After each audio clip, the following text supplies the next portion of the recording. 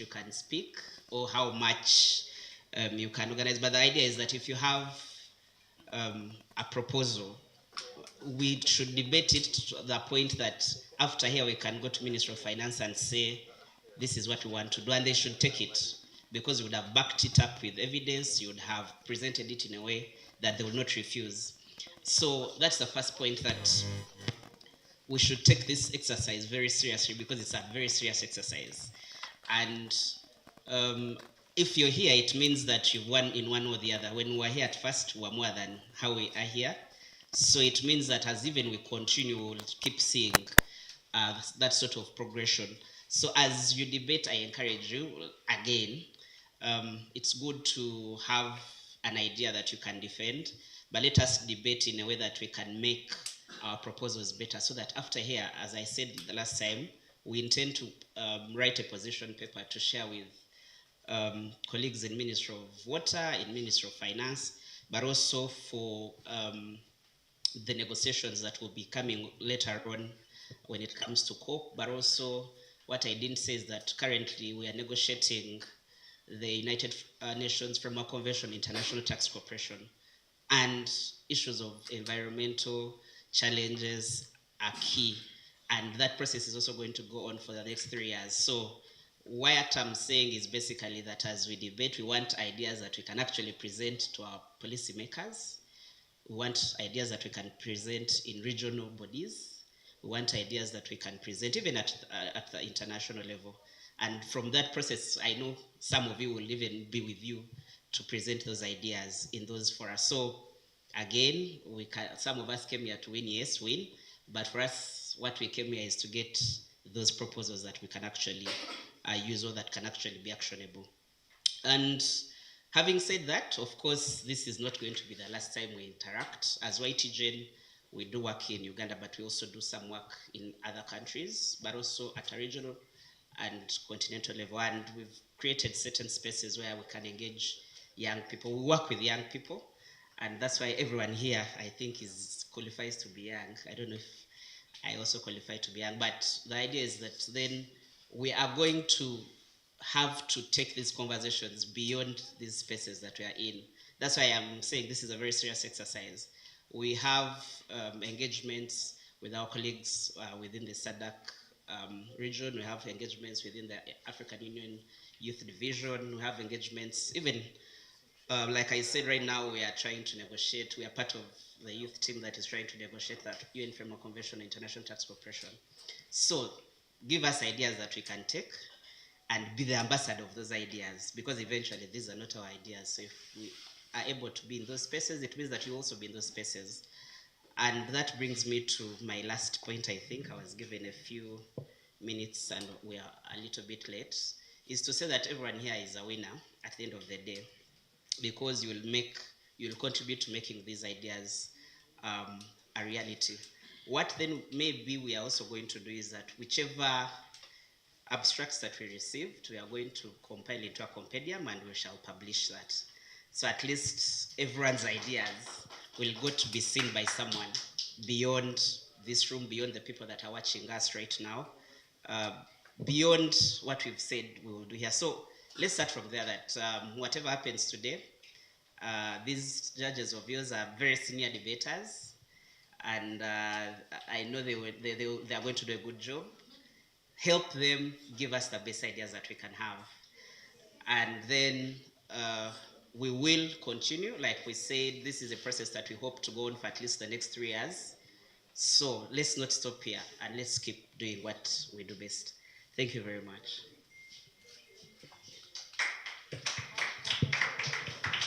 Thank you so much. Thank you so much, Alan. Maybe just a call to action. Youth for Tax Justice Network is available online. So for those of you that are on X, you can check them out. I think you could be interested in this kind of space, maybe climate justice or tax or financing or business or trade. And those are core areas of Youth for Tax Justice Network. I don't think the opportunity should pass by you. If you're in this room, you are exactly what they're looking for, especially to cooperate and maybe see how you can advance the country together. That said, Joel is going to help me. We're going to draw ballots. Now, with me here, I have all the team names.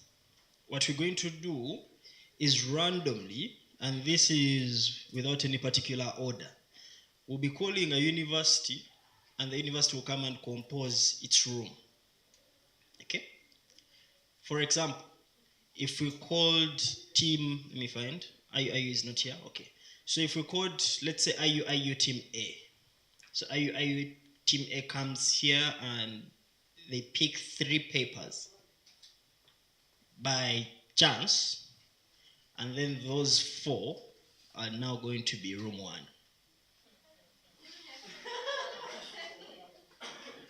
I hope we're together. Is it clear how it will work? So that means not all of you will get to come. If you are selected while you're seated there, then your fate will have been determined for you. So, without further ado, let's start with... I need to do a roll call.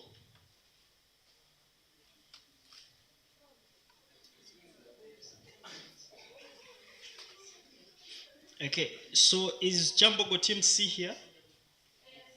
Team C? Team D? Team A? When you put up your hand, please, we are presuming that it's a complete team. You see you Team A? Team D? Cavendish Team A? You're watching a Youth TV. Okay. King Caesar Team B?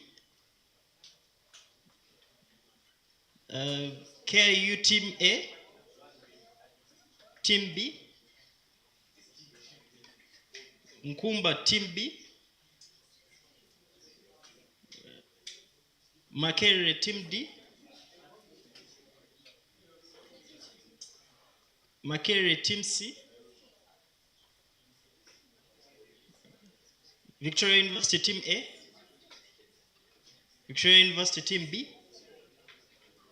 Not here. Okay. So we're missing one team, which is going to be tricky.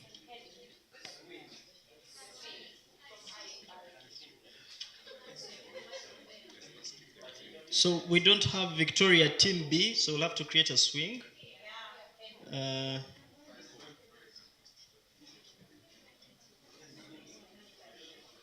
Is there a team that submitted their paper and is here, complete, but didn't make it to the debate rounds?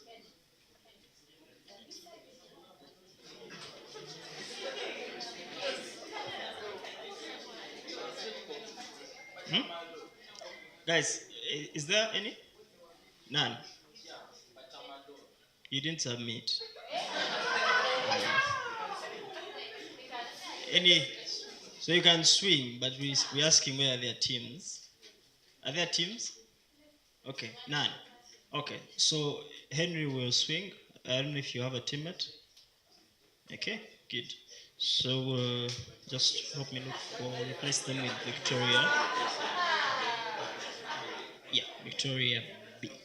So, Henry, when he mentions Victoria B, he's referring to your team. Oh, before we start, the swing team can't make it to the final round. So, yeah, we just didn't want the expectations to be... But of course, it's very good for you to do your best so that we have a best of the quality expected. Let me replace Victoria Team B. Okay, so we've already thingied our things here. So if you select Victoria Team B, that will be the swing team. Hope we together. Okay, so let's start with Victoria University. Team A, please come.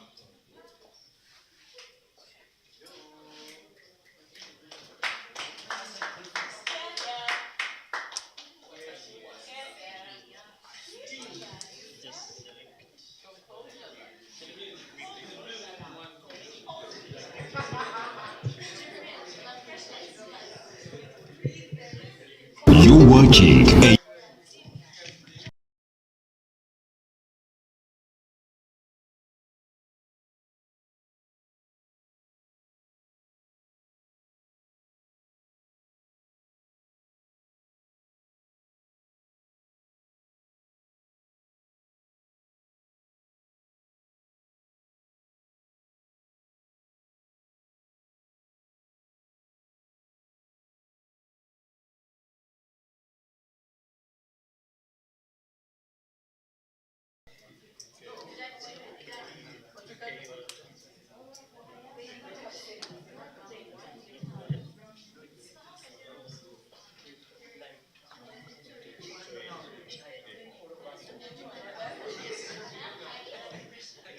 So the first group we have has MOOCs A, MOOC C, KIU A, and Victoria A.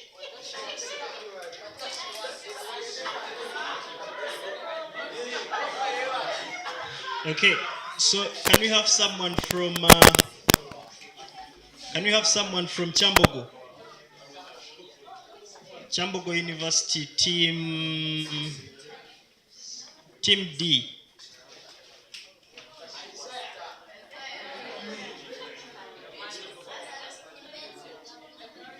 Where are they?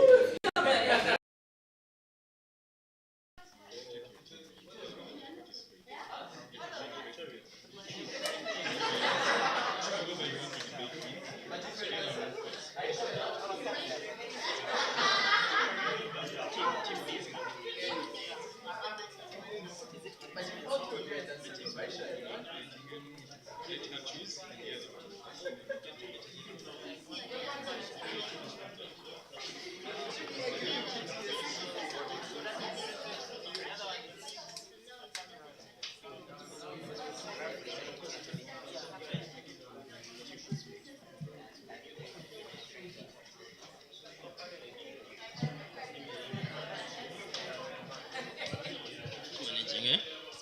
Okay, the other group is Chambogo C, KIU B, MOOC D, and Chambogo D.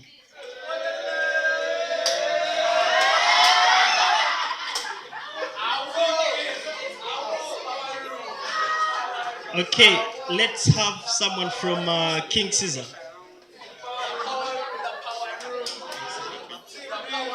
King Caesar?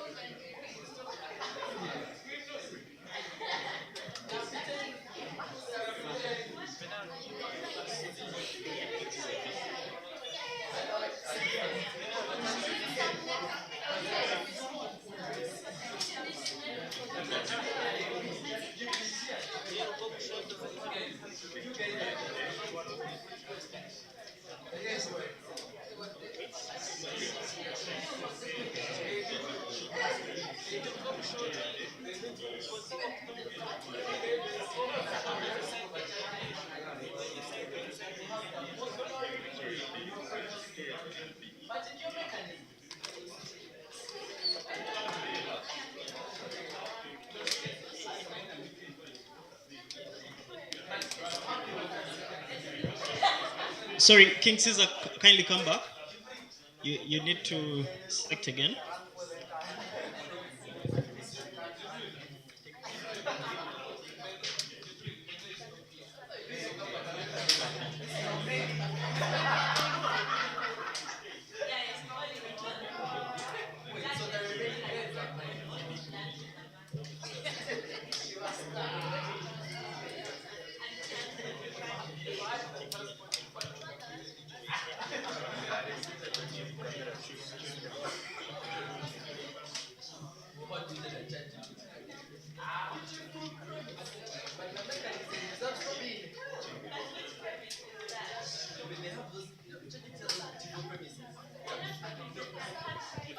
The third group is King Caesar B, Nkumba B, Victoria B, that's the swing, and Chambogo D.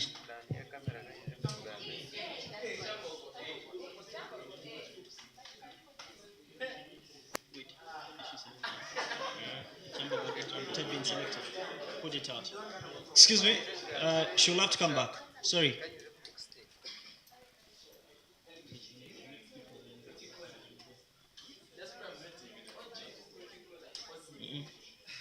Let her select her first.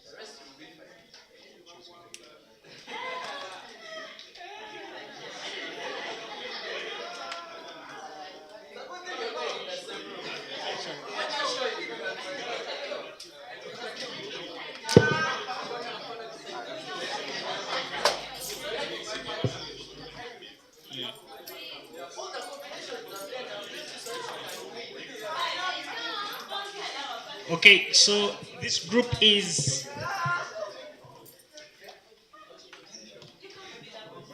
King Caesar B, Nkumba B, swing, and Cavendish B. Okay.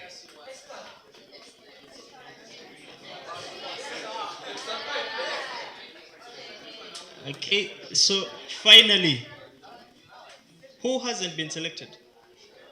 Which team? Which team are you? You see? Please come.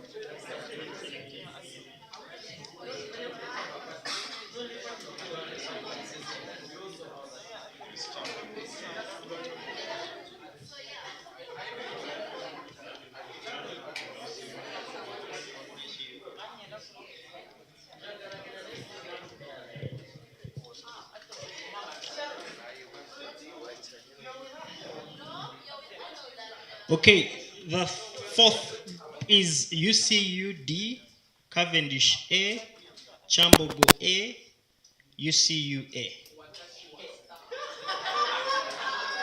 Okay. So now we need to find the sides. Okay, the speaking positions. Can four? No, not four really. I need two people from. No, let's just do room per room. Okay. So this room, I think by the loudest noise, will be Chambogo C, KUB, Mook D, and Chambogo D in this room. So those representatives from those teams, can they come?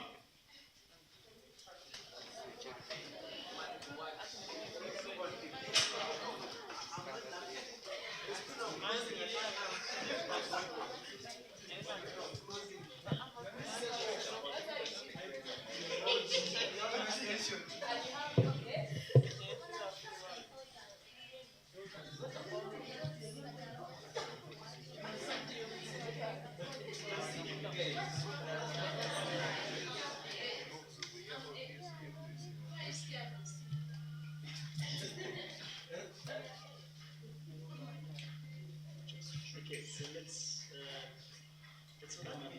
Just come up, choose.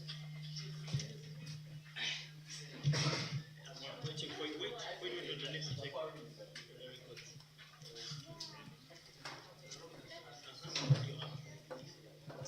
CG. So you want what are you wanting to do? Sorry? What's your team name? Team B, KU.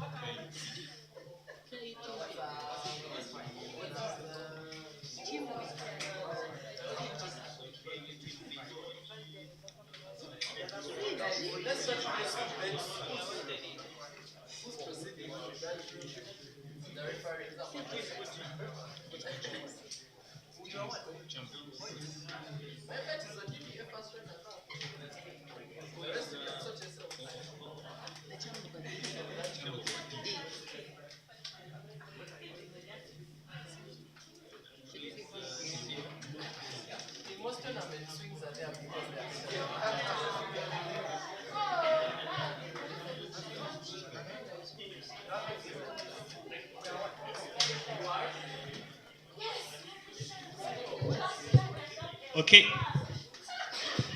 Someone took my paper. Huh? Someone took my paper. Okay, so in room 1, which is this room, we have in opening government, Chambogo C, opening opposition, Chambogo D, closing government, KIU B, and closing opposition, Makerere D.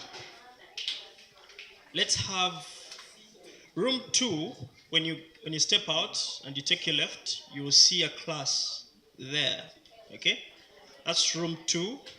Right outside it, there is room 3, and in this corner behind here is room 4. Okay, so in room 2, which is that room, we shall have a group that has MOOBS A, MOOC C, KU A, and Victoria A. Kindly come and draw a speaker position. One rep, one representative. Let's do this quickly. I see your time is really, really running fast.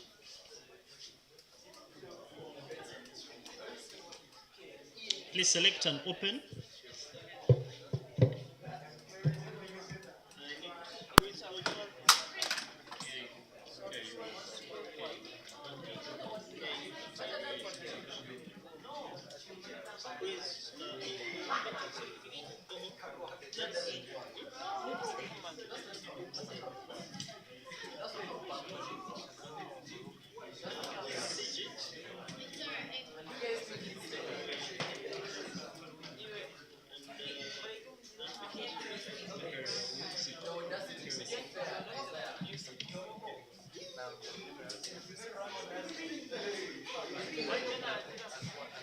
Okay, in room 2,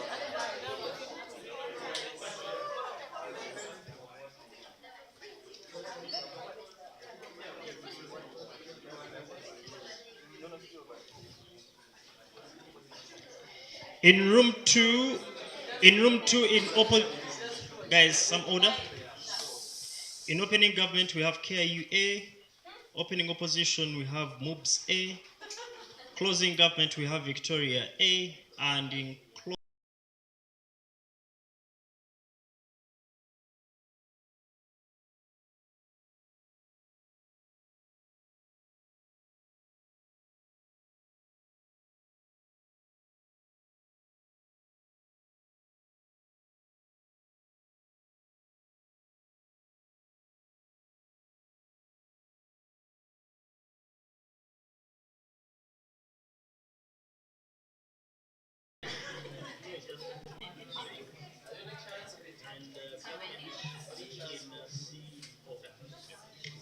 Someone took my paper. Guys, one of you have to taken my paper. if you've taken, please bring it back. Okay. In room 3, which you all know where it is, we have in opening government Nkumba B, in opening opposition King Caesar B, in closing government the swing team, and in closing opposition Cavendish B. Finally,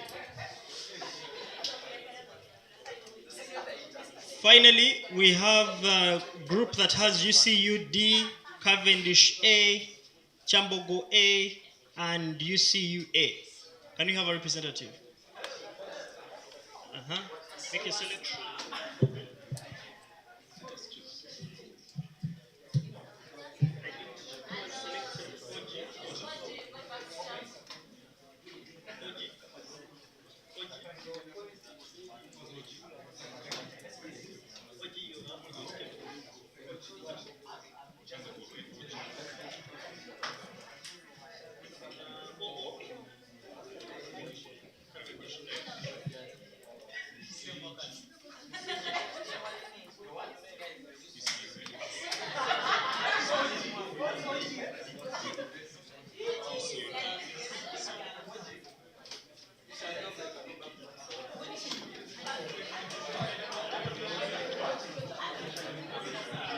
Okay, in room 4. Room 4 is the room behind here. Okay? We have in opening government, Chambogo A. Opening opposition, Cavendish A. Closing government, UCU A. Closing opposition, UCU D. Ladies and gentlemen,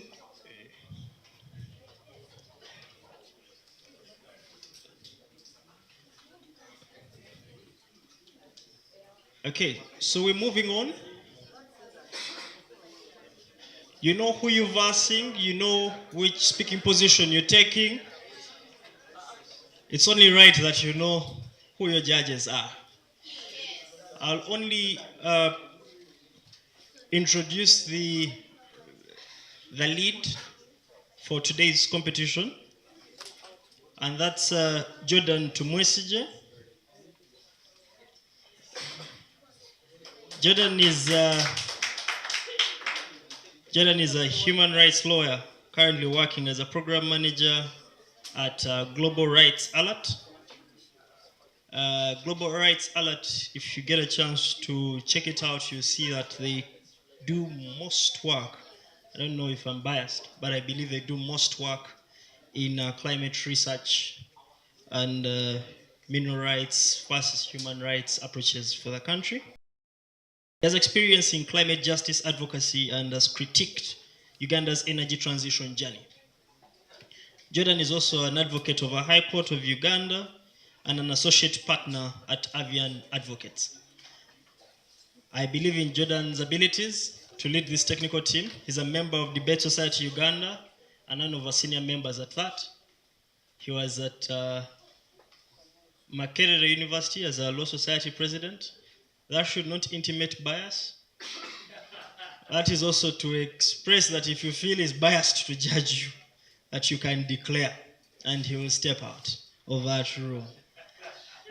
But we believe in the competence of our judges. I want to now hand over to Jordan to take us through the technical components of round 1, and he will send us to our different rooms and get the tournament started.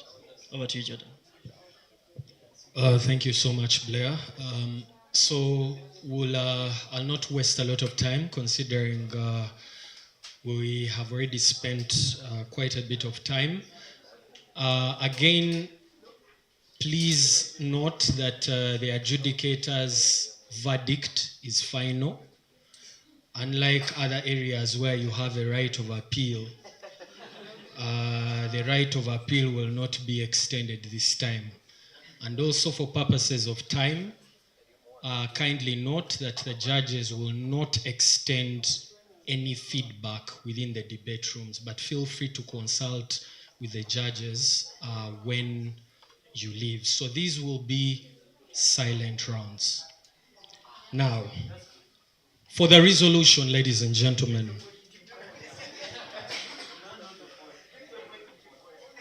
for our first resolution, this House supports CBAM to ensure equity in climate responsibility. I repeat, this House supports the CBAM to ensure equity in climate responsibility. To remove all doubt, the CBAM stands for the Carbon Border Adjustment Mechanism. All the best to the teams. You have about 15 minutes to prepare, and all the best to the teams. All right, for one final time, the resolution is: this House supports CBAM. This House supports the CBAM to ensure equity in climate responsibility. To ensure equity in climate responsibility. Have we gotten the resolution? Hello, have we gotten the resolution now? All right, all the best to the teams. Okay, the round will be starting at 7 minutes past midday.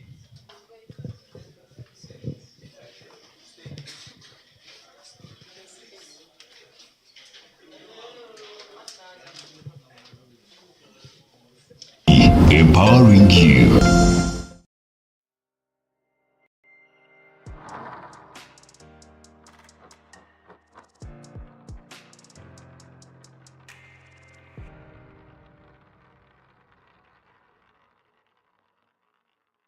You're watching Universtiy, empowering you.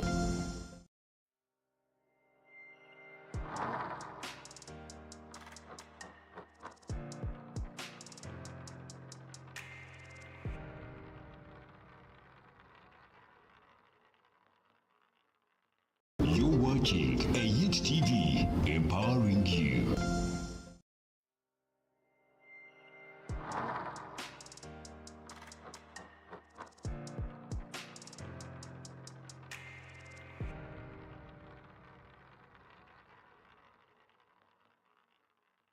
You're watching Universtiy, empowering you.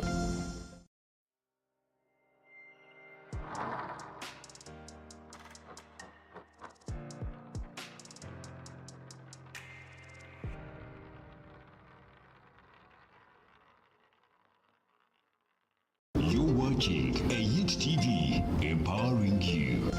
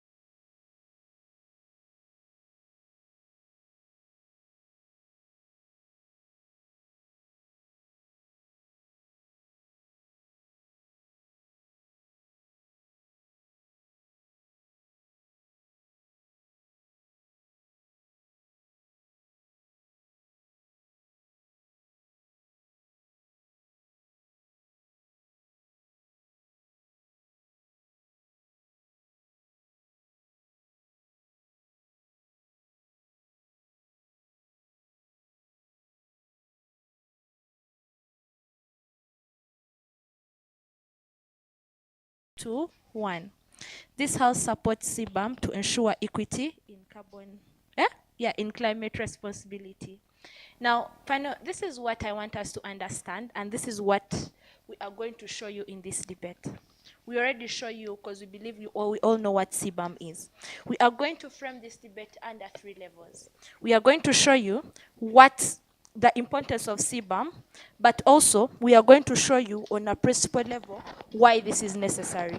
But also what we show you is we need to understand that the biggest role of CBAM is to ensure that you hold countries accountable for their carbon footprints, regardless of whether goods are like produced or not. But also, it has to make sure it reduces global emissions, but also reduce on that kind of leakage. My partner will come and explain more on that.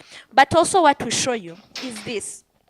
We basically show you that on a moral and ethical view, we show you that this is what we understand. We show you that the central issue of why CBAM exists, it it is because it has to make sure there is that kind of climate justice or things like climate responsibility. That is why we show you that all countries, you ensure global equity in bearing the costs and responsibilities of this combating climate change. But also, we should actually also focus on certain things. We show you basically that on a moral and ethical framing, we show you this one, that there is a principle of polluter pays, that this is something that is fundamental in this kind of debate. That means show you that countries have to, countries that contribute heavily to this kind of climate emissions or carbon emissions should take the responsibility to pay for this. But also, we show you one thing.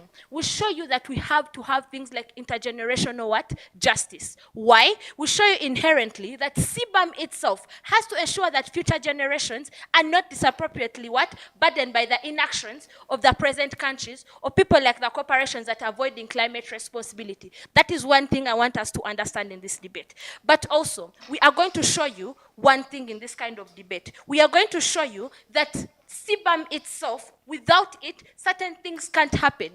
That is why we show you that this is something that needs to bring about climate responsibility. We show you that CBAM is a regulatory mechanism that aligns economic what? Aligns economic activities. So basically, it as a regulatory mechanism, it is basically needed in this kind of climate responsibility. But what we also show you, panel, is this. Yes. Other mechanisms exist to ensure this particular level of responsibility. The question is, why CBAM? Now, you see, that is the problem you have as OO. We are still giving you what basically CBAM is supposed to do, and that is why we are going to show you one thing. We show you one thing. We show you that you have to connect the environmental goals to the economic goals in and itself. But also, these efforts shouldn't be actually taken out of border. What we show you is that developed countries are the major contributors of what?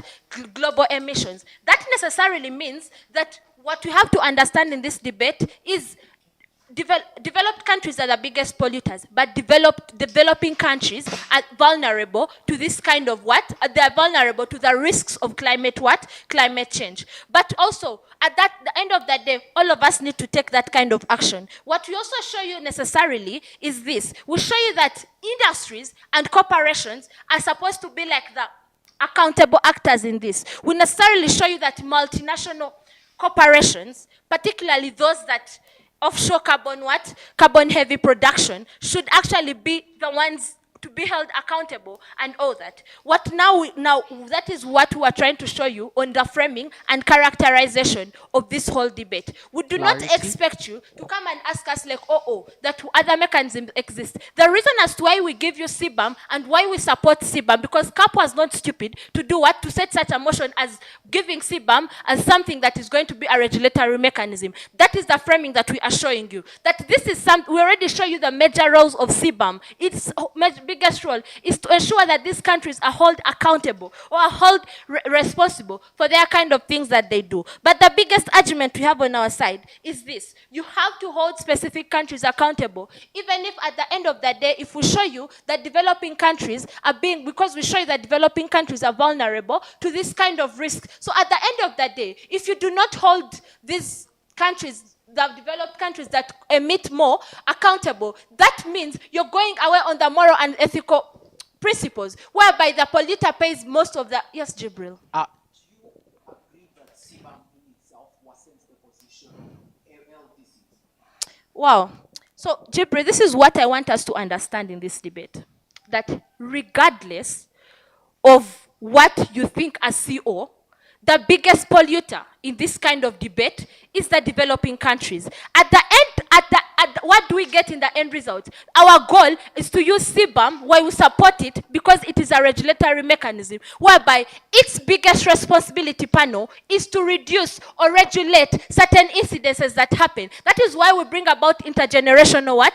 Intergenerational justice, whereby we need we need what? That kind of generations to still exist. Let not the activities of these current countries affect the future generation. That necessarily mean on an impact level that this, if at a point in time, if they do not regulate this kind of people, it necessarily means that the future generation is going to suffer. But also when my partner is going to come and explain to you how this kind of leakage looks like in the first place. But also, we want to show you that the reason as to why we do this, it is because we support CBAM supports the green development in developing nations. That necessarily means that even Jibril's POI that tells us that this is that CBAM is affecting things like what? Developing things like the LDCs, it necessarily means that why we are using it as a mechanism to stop this, it is because we already characterized for you how these nations look like. It necessarily means that you are going to throw away, you're trying to reduce on the things that the developed countries are doing, or the multinational corporations, what they are doing for you to come and do what? And put away that kind of risk that they are facing. So before I actually go off, we'll show you one thing. We'll show you how developing countries look like and who the biggest polluters are in this kind of motion. And why we basically, you need to understand that despite everything that happens, you still have to, our biggest role is to hold specific countries accountable and responsible. With that, I rest my case. Thank you, Honorable Prime Minister.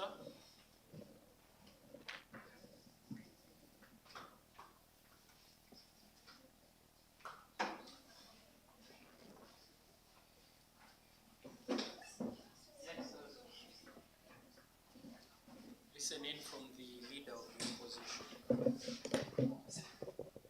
Beautiful. This is the leader of opposition.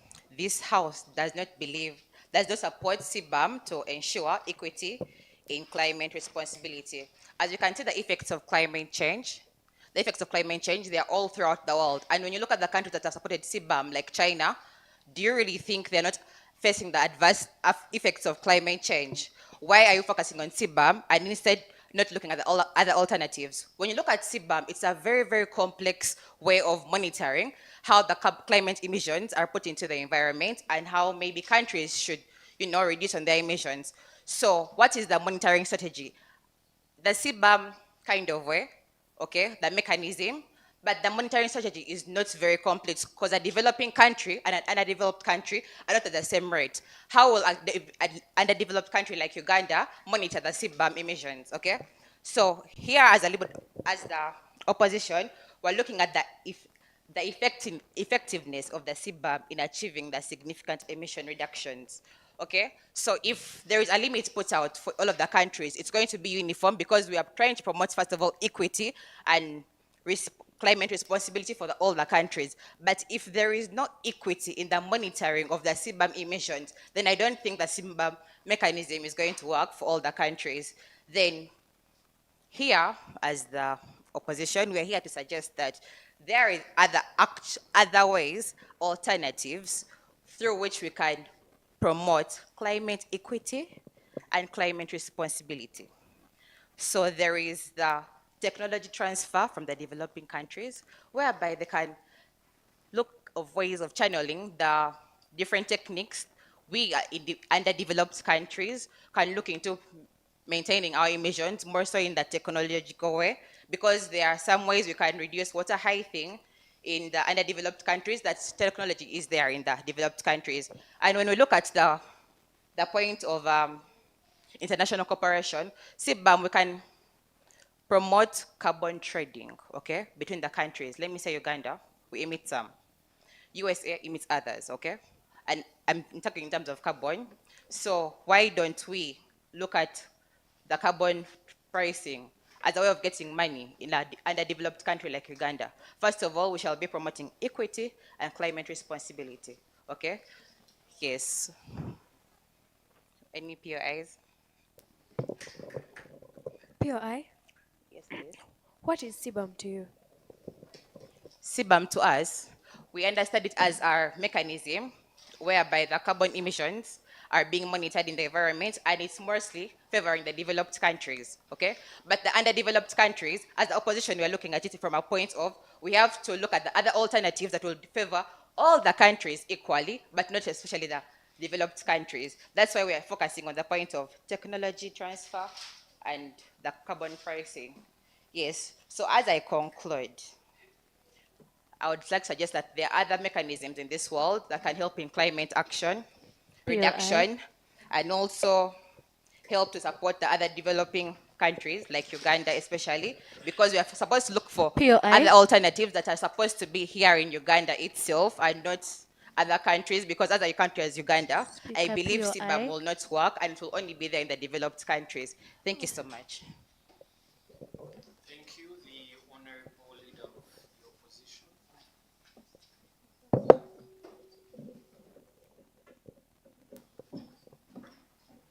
The Deputy Prime Minister.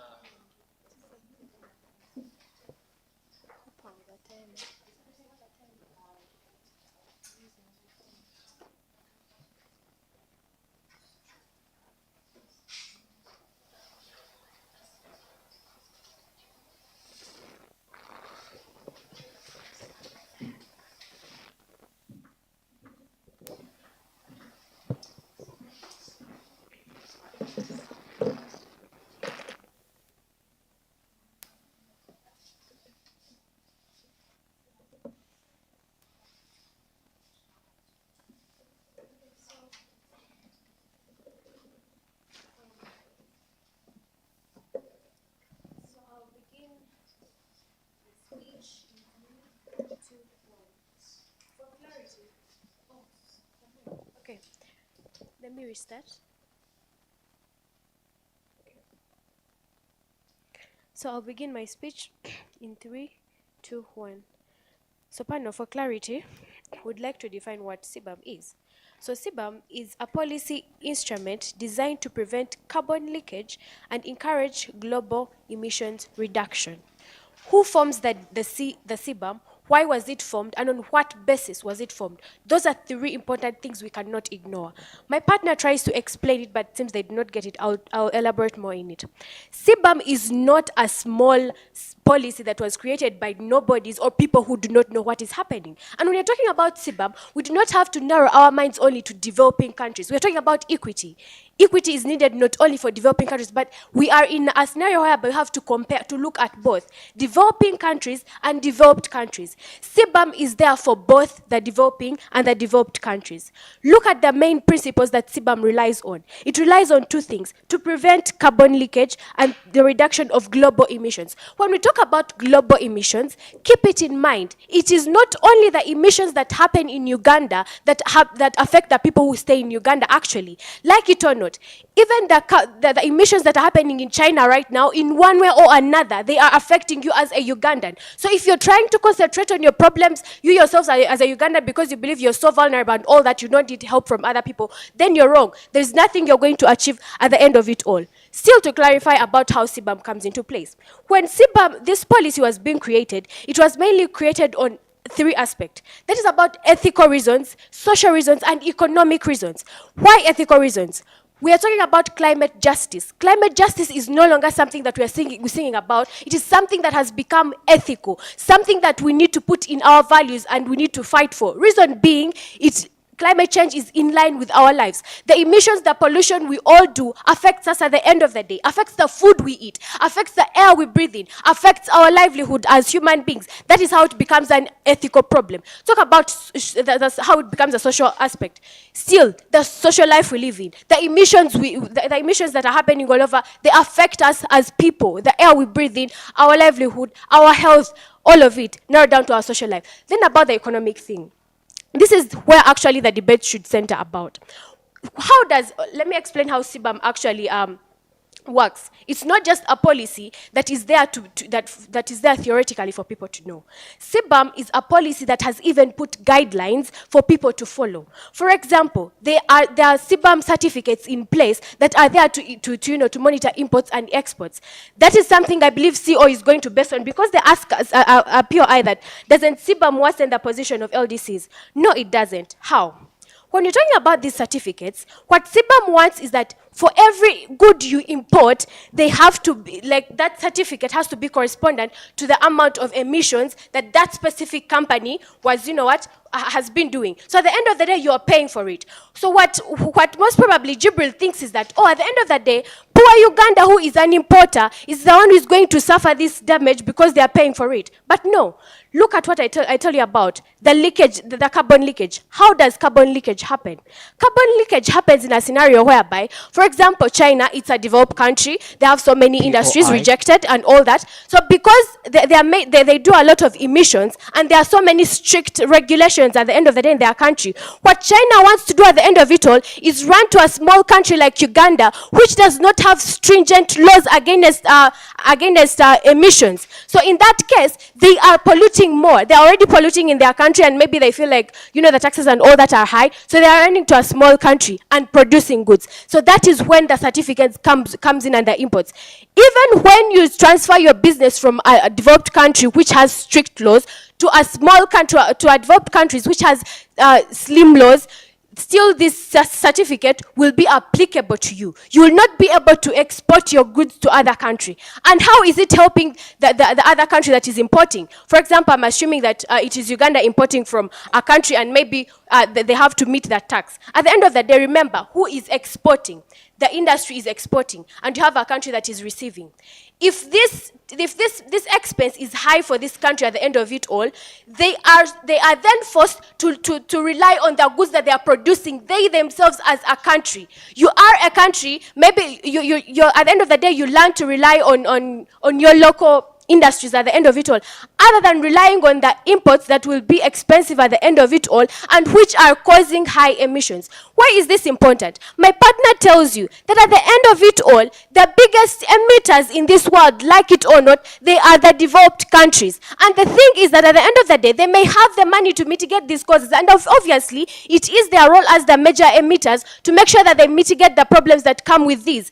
They may do that, but what about the other countries? If you keep on relying on their goods, you are supporting them. So at the end of the day, you're not solving a problem. You are in one way or the other pushing the aspect of emissions, so more and more emissions will keep going on. And at the end of the day, there's nothing we are going to gain in terms of climate justice. Then why do we, at the end of it all, support CBAM other than the other options they try to talk about? When you look at CBAM, I tell you that the levels on which it was constructed and the people who set these policies, they say that because, it is the countries that, the superpowers that are in charge, so they'll not know the problems. Remember, it is a policy that is there globally to help everyone. So at the end of the day, these people have the manpower that is needed at the end of it all. They have the capacity. The leadership that is there within the CBAM is a global leadership. What does that mean? Every country at the end of it all is represented. So the things that they claim that at the end of it all, that small countries like Uganda and all that will not be represented,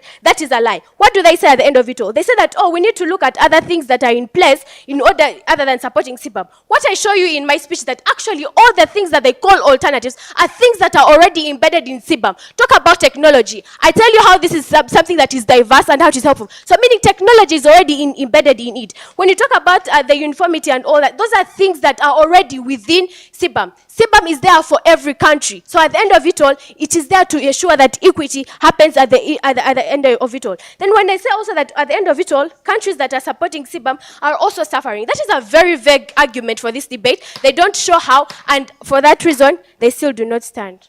Really, I still had time.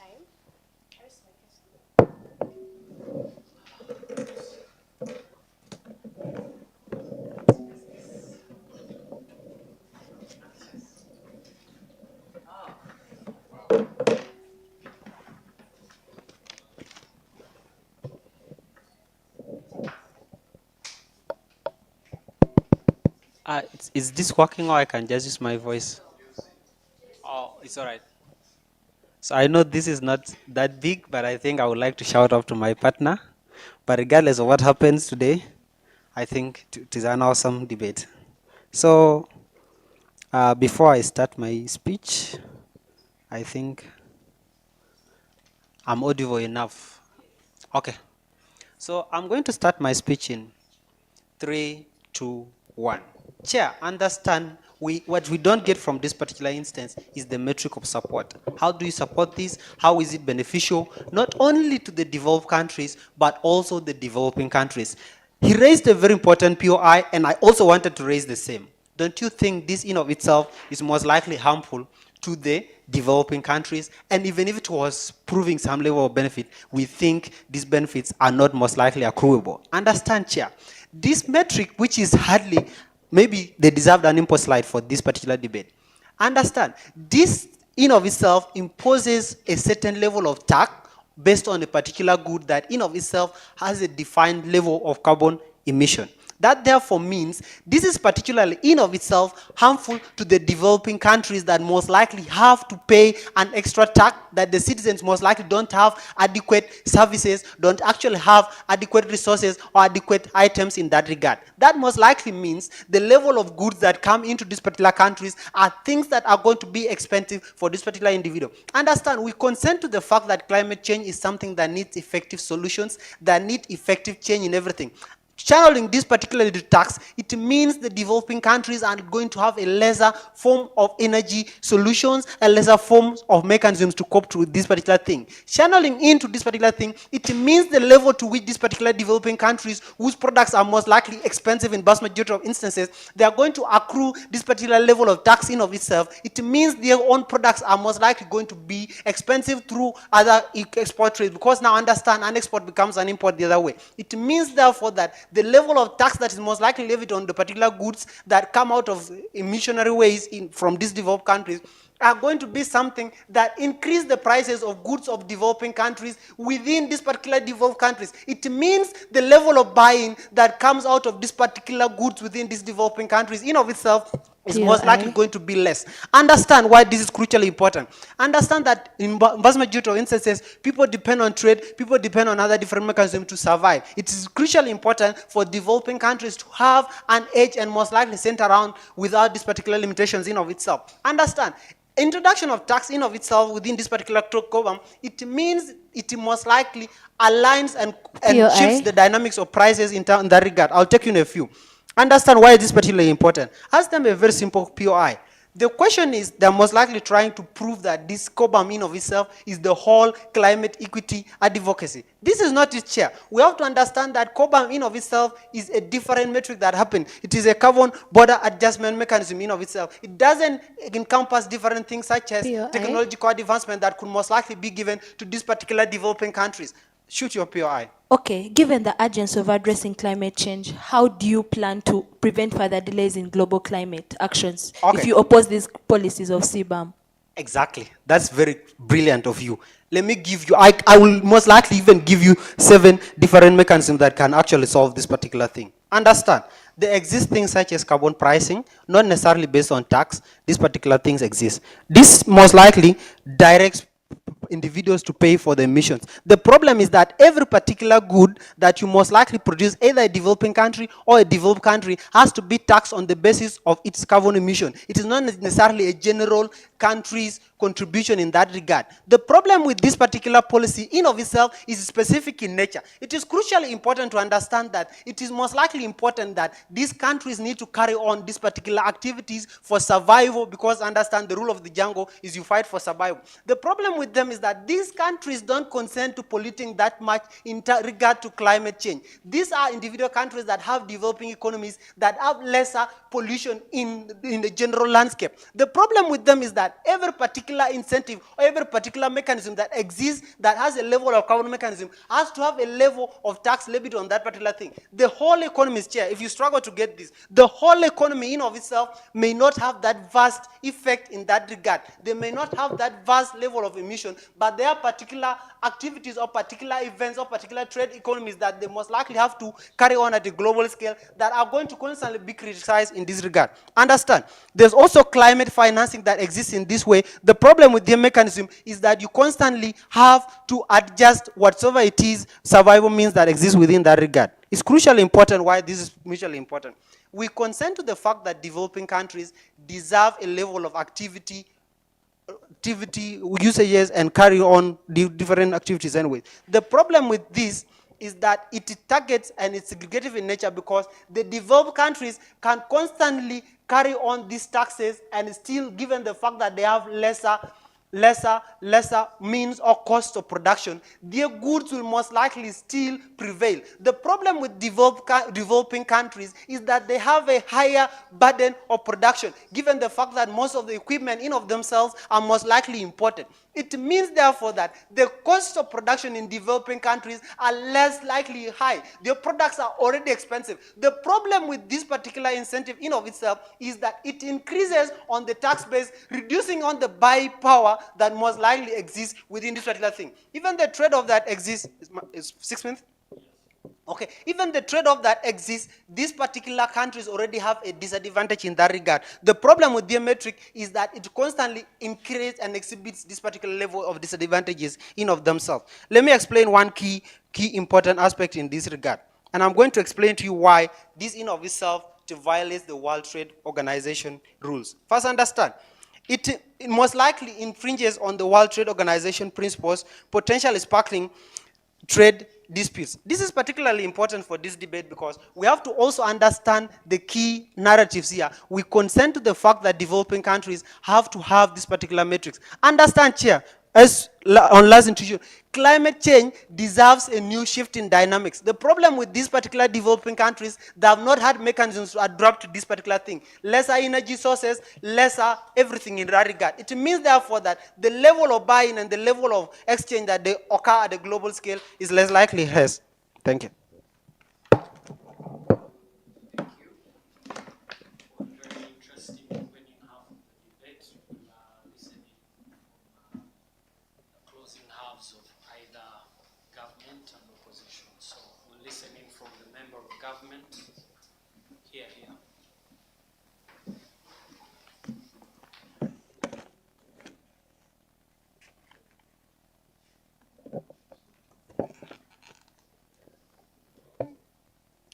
Thank you very much. I'll be starting in 1, 2, 3. Panel. One thing the opposition side has failed to understand is that we are here to talk about equity and we are here to talk about responsibility, environmental responsibility. Now, opposition side comes here and tells us about economic growth, and their side, their case is all about economic growth. But one thing I would like to inform you, opposition side, is that right now we are looking at climate responsibility, and we are looking at how these countries, whether they are developed or whether they are not developed, are transiting from cases of emitting more carbon to the environment. Now, this is where my case stands. I'd like to inform the opposition side that these countries, you're saying that they are not benefiting from CBAM, are benefiting in this way. CBAM is helping these developing countries or the less developed countries to transition to cases of producing less at a moment. And when they are producing less, we are not looking at increase in prices or price taxing. We are looking at sustainability of our environment. Now, this is the case. Remember, in whatever case you are, in whatever case or in whatever you're fighting, we must look at the environment. We must look at how our environment is going to look like in the future. This is the case. If we say that these countries are supported to produce more, that means that those countries in the future will have emitted more or will have emitted what these developed countries or European Union countries have already emitted. Meaning that during those days, the money you are trying to consider or hiking those prices or saying that those prices shouldn't be hiked right now will be used to go back to the environment. Now, I'd like to also inform you that CBAM currently is using that money that is collected from those taxes to consider climate sustainability. Meaning that right now, if that money is collected or if, because one question we should ask ourselves is, where do those taxes go to? Those taxes go back to the environment, meaning those taxes are helping everyone, because we all know that whichever country is benefiting as much as any other country during emissions. If Uganda is emitting, even South Africa or any other country is benefiting from the loss or maybe the benefit. So we are trying to show you, sorry, not granted. We are trying to show you that those taxes are going back to the environment, meaning all the countries will be benefiting. But if we say that CBAM is not doing, or if we don't support CBAM, meaning we are considering those developed countries doing whatever they can and leaving our developing countries to die off in the fight. So this is our case. We are trying to see the problem, and the problem is carbon leakages. Now, you're coming here and telling us that developing countries, that CBAM is not doing good or is not fighting carbon leakages. But I'm trying to inform you that this is how it is fighting carbon leakages. By imposing those taxes and making those developing countries go back to produce less that they can manage, they are helping them produce less for sustainability. I repeat myself, they are considering sustainability, meaning that if we look at producing petroleum in our country, let's say Uganda, it means that Uganda will be producing less because it's not capable of producing more, and it will be investing the money got from, or the less profits got from petroleum production into other fields, for example, greener energies. And those greener energies will be helpful in the future, and we can leave production of petroleum in the future. So meaning we shall be transiting to cleaner energies rather than being there and we are producing, because we have the advantage to get more profits from the production and they are not helping us. Another thing, sorry, not granted. We are looking at these developing countries being vulnerable. Now this is the case. If these countries are vulnerable, these countries will need to adapt, as I've already said, to producing less for the future. And another thing is, if we look at producing cleaner energies, we are looking at climate responsibility. Again, that is where our case stands. We are looking at bearing the case that the state is the one benefiting from climate, from the responsibility, because it is the responsibility of the state and its citizens to protect the environment. So if we look at things like favoring developing countries economically, to grow economically, we are not reconsidering our environment. We are emitting more, and we are trying to destroy the environment the more. So this is more equitable. It's more equitable to look at climate sustainability rather than looking at economic growth. Those are two different things. If you favor economic growth, meaning you're going to allow those countries which are developing to go industrial and whatever case. Thank you. No, you still have a minute. That was to signal to you that's your 6-minute mark. Okay. So in this, whoever pays more will, whoever emits more will pay more. And those developed countries of the European Union, for example, I will relate to these countries where you're saying that those developed countries will actually benefit because they have a stand to go and sell their products without being taxed. But I would inform you that those profits they will make will still go to the environment. For example, Uganda is benefiting 11% from the support given by the European Union, meaning those countries are giving in back to the developing countries to help them fight climate change. So it means that if those countries, thank you very much.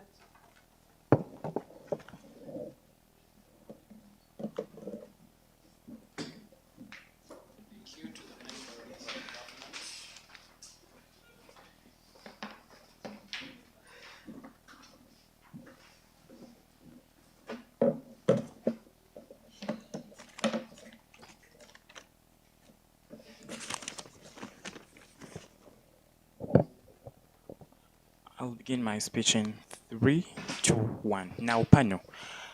According to the various contestations that are happening today in this particular debate, we are trying to ascertain whether the mechanism of CBAM, carbon border adjustment mechanisms, is really workable, considering the status quo or the fact that whatever policies that are being implemented as regards matters pertaining to climate justice or climate change or whatever it may be in the context of the environment, we try to consider everybody that is really being affected by any effects of the environment. And this therefore entails developing countries as well as the developed countries. And therefore, from the context of developing countries, we could understand therefore that it is the developing countries that in most instances could be affected by the negative effects of whatever happens, right? Now, according to Team Opening Government, they really do not take into various considerations that could be elaborated on by the next speaker under my team that will try to elaborate on those. But what do I consider in this particular instance? In purposes of trying to provide for climate mitigation and whatsoever, do we really consider the other policies that have been put out to mitigate climate change? Do we consider the policies that have been put in place by the Paris Agreement that really consider the policies of different responsibilities that vary from different countries, the variations of different climate change, the capabilities of these different developing countries or even the developed countries? Do we consider global cooperation, or do we even consider the sovereignty of these countries? Because if you look at CBAM itself, it is trying to emphasize a policy that is going to more of try to levy tariffs on these countries without considering whether they do have the capabilities, without considering whether these policies that have been implemented frustrate the principles that have been put up by other policies that have been put in place to mitigate climate change, including the Paris Agreement or even the World Trade Organizations, that really try to advocate for the principles of non-discrimination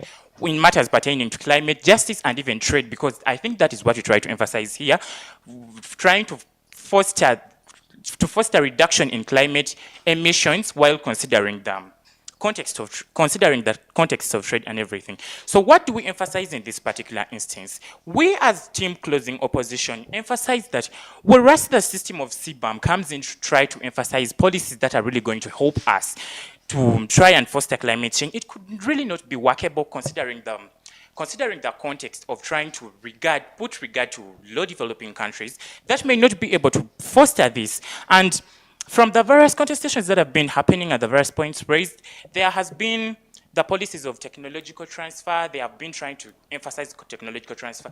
Well, we acknowledge the fact that there could have been technological transfer in whatever policies that have been happening, but that does not mean that these other agreements that have been put in place or these other factors have not really considered these technological development and other mysteries that could be happening. So what we are looking at in this particular instance is a uniform limit. The uniform limit that is being enforced by CBAM is not really workable considering the low development. Okay, if CBAM is not the right mechanism or tool, how will you enforce global climate agreements and hold countries, non-compliant countries, and why don't you support CBAM? We have already seen policies, like I've already stated, it is unworkable in the principles of equity, like you really want to paint the policy. So I've already told you about the policies that have been there. If we could really try to realign these policies that have been enforced that have been laid down by other agreements, like the Paris Agreement or even the carbon pricing that these people try to talk about, there could be a better measure, because we are not only going to try and put up policies that are going to frustrate. When you have other workable principles that only need more of re-strengthening, like the Paris Agreement, that is what I try to emphasize. So you talk about preventing carbon leakage and carbon emissions, but we, in the context of climate justice, one thing Opening Government panel does not understand that climate justice does not only stand a trigger for the environment, but rather it's something that is more of environmental and political with regard to the lives and livelihoods of those that benefit from the environment, right? Now, if you cannot consider that, then how is really CBAM going to be workable? I would like the opening opposition to try to talk of countries that really support the CBAM, like China, which I don't think really supports it, but that's not the criticism here. So the criticism that we, team closing opposition, rely on is the various inequalities that are happening with CBAM in the context of enforcing this. So what do we look at this? They have already talked about all this, but we also try to look at this policy where you're telling us about these tariffs that are going to be enforced. Well, these have been enforced by us, the European Union, consisting of 27 states, excluding USA and even other Asian states, let's say, or even the low-developing countries like Uganda and others in Africa. So how is a policy that is going to was drafted by a few states going to be workable in other states, including the low development countries that are going to be affected by this policy, like team opening government really supposes? The next question we pose that may try to be elaborated on by the next speaker that will come from my team is the taxes that are really going to be levied and that are going to be paid by these countries, including the low development countries, the low developing countries. How are they really going to be accounted for? How are they going to be disbursed to foster the climate justice that they really try to talk of? Do they even consider the energy security while telling us from, I think I had it from Team Closing Government that told us about the levying of producing different goods. Is my time up? No, you have of producing different goods, of trying to force countries to produce goods that they can really afford and then use that money to develop renewable resources. But then in the context of trying to talk about fostering all this or even preventing them from overproduction, do you even consider the context of energy security or others that work hand in hand with climate justice like they really try to portray? No. Because if you're telling me that you're really going to limit production, then do you even consider the benefits of production? Because we understand that production also plays a great role. But what we look at here is how is production going to be fostered with regard to the environment, with regard to the various emissions that are happening in the environment as of current, despite the fact that the low developing countries, maybe we could talk of Africa in this context, that produces less than 3% or less than 10%, I could try to approximate it, in terms of global, of carbon emissions according to global statistics and everything. So those are the things that CBAM does not, those that are enforcing the policy of CBAM do not really prove to us, and therefore we don't think that is workable in such a society. I beg to rest.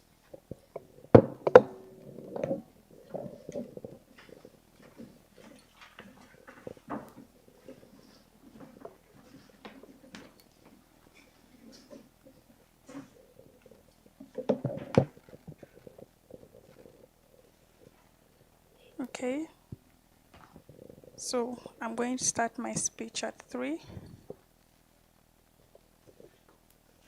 1, 2, 3.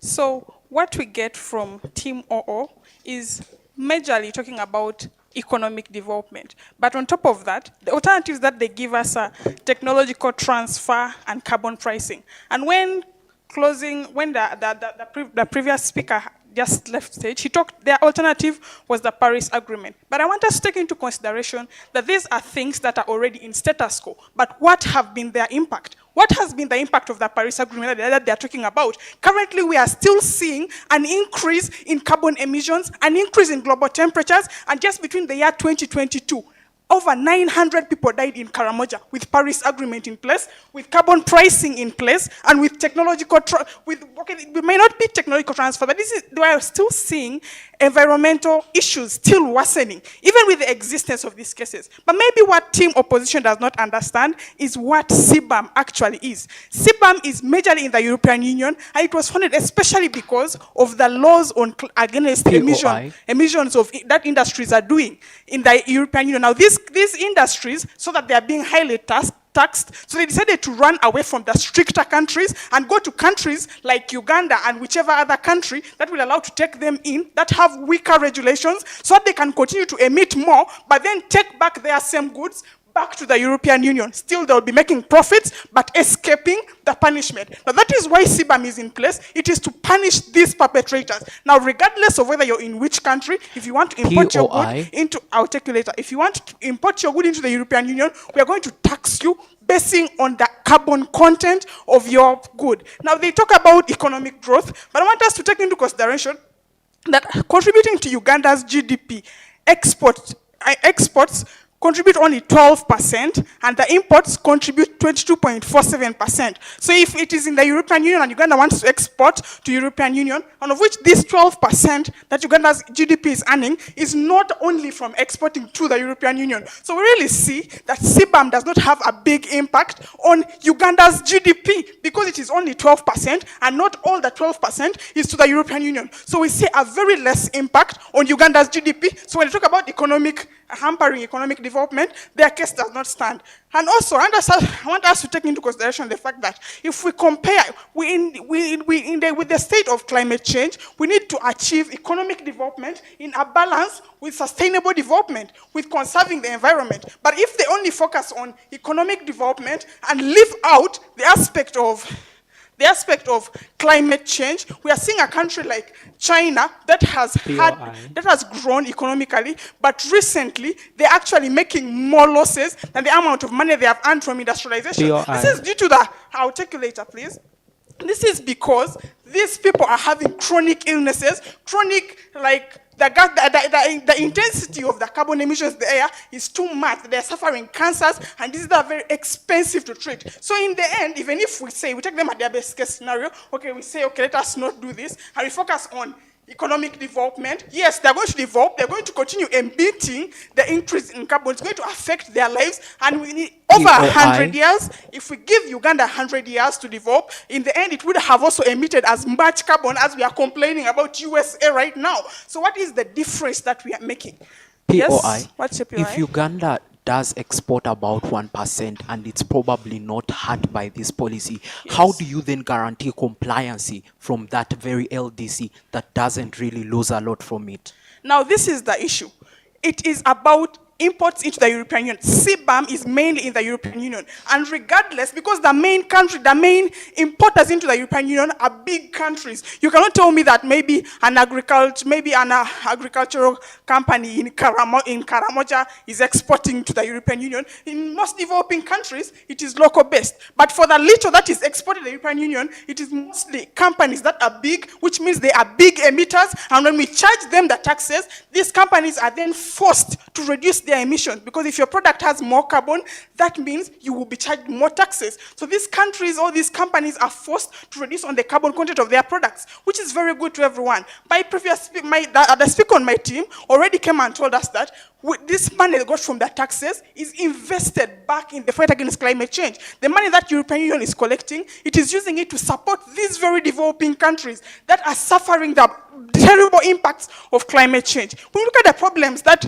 the CBAM is trying to solve, it is trying to solve increased carbon leakage from these companies that are trying to run away from actually paying for their wrongs. And we're also looking at low global climate action. So CBAM fosters global action, because from whatever country you are from, regardless of where you are, if you want to import your goods into the European Union, then you have to pay based on your carbon tax. And in these countries, these companies definitely need to continue to sell their goods. But regardless, if they want to sell their goods, there is a decrease in carbon emissions. Generally, we see this as something being very effective. And we also see that the money that they are generating is actually going to help in the fight against climate change. But these companies will not be forced to shut down, as they may claim. But these companies are going to be forced to actually simply reduce on their carbon emissions and switch to greener mechanisms. These companies will not opt to simply stop making their products, but they will opt to reduce on the carbon content of their products, which is our goal. In the end, we are still achieving economic development, and we are still achieving sustainability of the economy. And then we also look at it protecting European industries. I'm left with a minute. Yes. We look at protection of European industries, because these companies are running away from the European area and trying to go to other areas that are not so strict. But then we also see that the European industries themselves, with the strict laws that have stayed, are trying to abide and reduce on their carbon content. But then if this law is not in place, it means that these companies that have run away are going to create a loss for the existing companies in the European Union, which are also contributing to the finances that the European Union is earning. Because if for example, a country in the European Union is making the same product as a company making it from Uganda and is importing it at a cheaper rate, this country is definitely going to lose market for its goods. And this is the aim, to protect their income. When we also look at generation of revenue invested in the fight against climate change, I think those are the major things that we are clearly looking at. So at principal level, considering that if the issue of climate responsibility, it is on individual level. Individual need to fight against climate change. They are moral obligation. So even if they talk about Uganda, despite Uganda emitting less, it still has a responsibility to fight climate change. So it cannot ignore it simply because of economic growth, yet it can actually achieve sustainability together with economic growth. Thank you.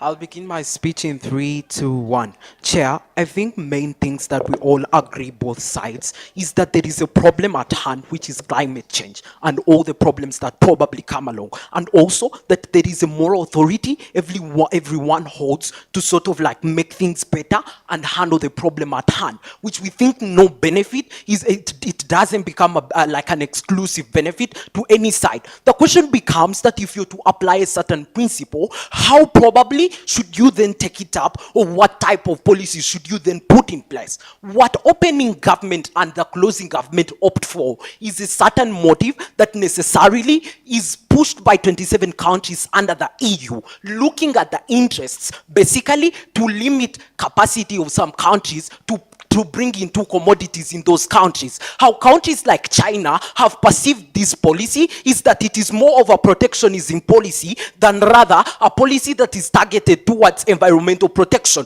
Why that perception becomes bad is that then those countries would try their level best to necessarily transfer and take their commodities to other states anyways. And if necessity calls that the countries within the EU need these commodities, because these commodities are always on high demand, there is a higher chance that anyways they would try to see how to make these regulations less strict onto those countries, because the EU itself would desire to take in these commodities. When they tell us in their logic that most of the countries that on the entire idea of the linkage, that countries are running to LDCs to produce from there and then export, I think when closing says that, oh, these countries necessarily don't even lose a lot, if maybe about 1% is what is exported in the EU, it doesn't then create a certain incentive of why then those countries necessarily need to care about this policy. We only support an idea when relatively it's going to implement a certain change that would be relevant.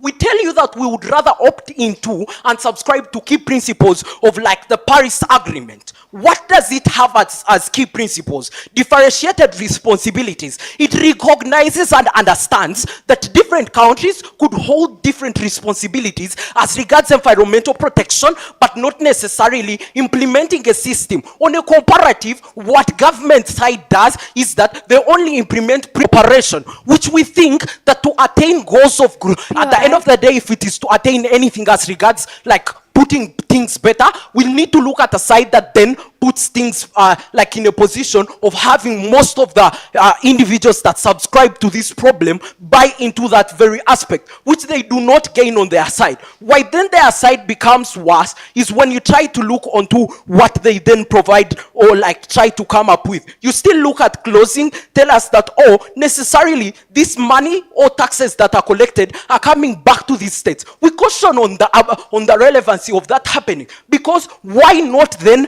allow a country like Uganda not pay a tax to you but collect the tax locally and use it in its own country? Because anyways, if at all there is a certain harm that could come along that needs mitigation, those are the people that would be best positioned to take out that problem. I think it kills the entire logic of attainment of like solving this whole problem when you necessarily make some certain groups of individuals more vulnerable. What they tell us is, oh, we don't care, looking at what some countries like have been contributing. Look at LDCs like Uganda, they are not in a position because anyways they desire to be there, but because circumstances beginning with the industrial revolution have placed them there. Understand that even countries that are part of the EU, like France, are currently running agendas of getting petrol from Uganda. What that then shows you is that even the people that subscribe to this whole COVAM agenda are individuals that are not even willing to really make this problem end, but are rather funding different projects in different countries that continuously add on carbon emission. I think why it is the whole aspect of gaining financial capacity and momentum in LDCs is a very important aspect is here.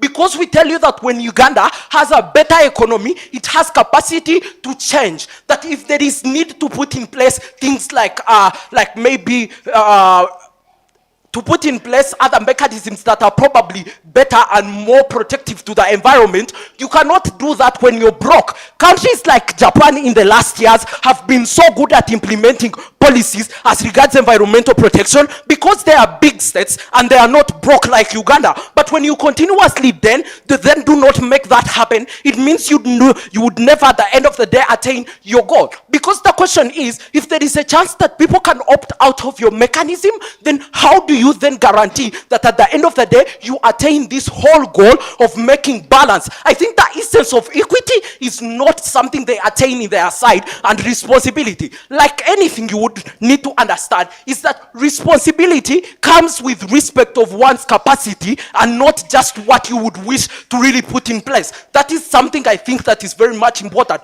When you respect Uganda's position and its status, you're able to accord it respect and more capacity to then implement and put in place some of the strategies. Why our side then ranks above all the three sides is here. We tell you that we look onto principles that are more uniting. When we talk about more of unity, is that we respect countries' capacity to put in place some things. Why that becomes important is that you ease things like technology development, you ease things like innovation, because anyways, people have been given the actual capacity they deserve to attain. I think that is something you also need to look at. Then why our closing cannot actually rank above us is that in their mindset, they think that a country that can't lose a lot would probably buy into an idea if it doesn't have any harm on them. Their logic is flawed and they cannot take up any position in this debate. Why we also rank above the opening government is that they only tell us about the challenges that are in status quo that we agree are problems,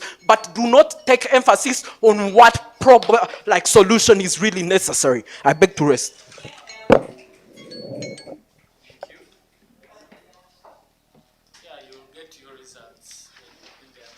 Thank you so much for a very beautiful debate.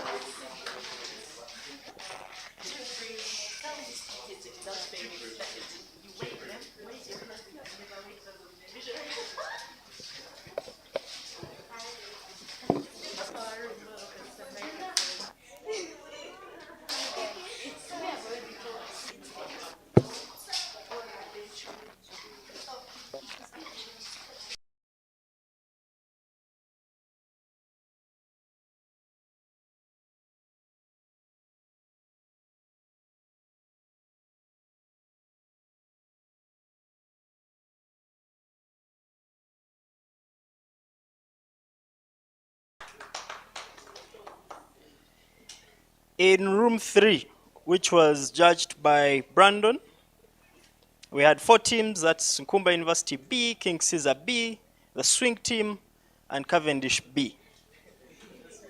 Breaking first was the Swing team.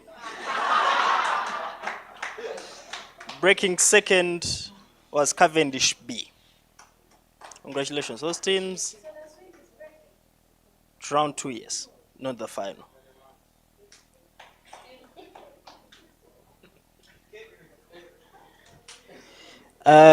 In room 4, where Melissa was the judge, we had 4 teams. That's Chambogo A, Cavendish A, UCU A, and UCU D. In this room, breaking first was UCU D. Breaking second was UCUA. That said, I need you to come. Joel is ready. So what you will do, we are 8 teams.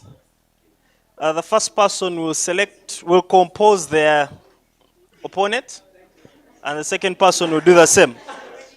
So we shall only be using this room and room 2. Okay? Can we do that very quickly? Can we have a representative from Makerere D, KIU B?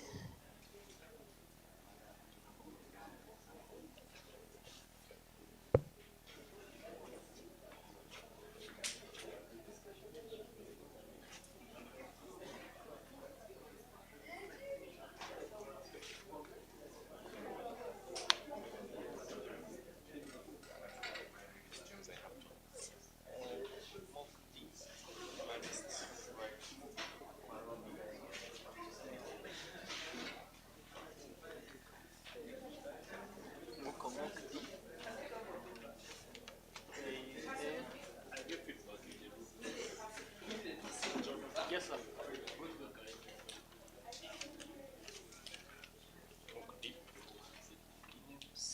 A is still in.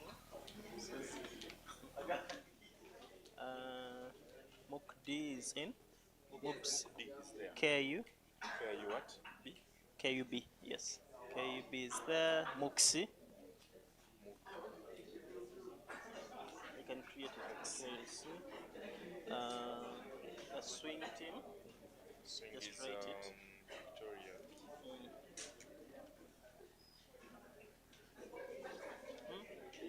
Swing Cavendish B. Cavendish. UCUD. D. Yeah? UCUD. Just switch that. UCUD and UCUA. Just switch this. So you see A. You see B. Okay, roll.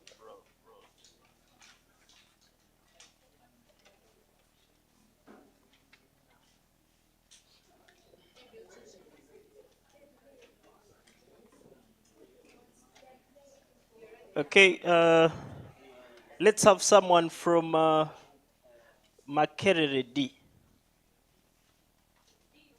Makerere D. D.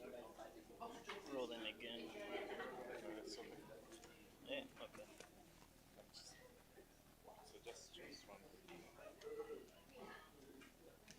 What's that? Cavendish. The second one? Choose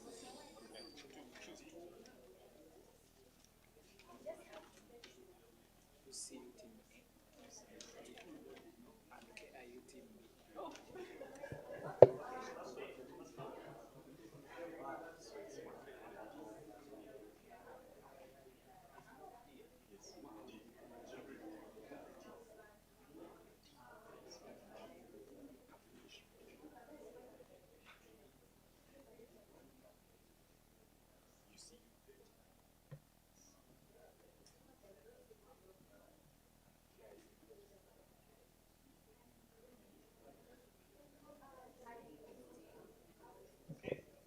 Let's also have someone from UCUD.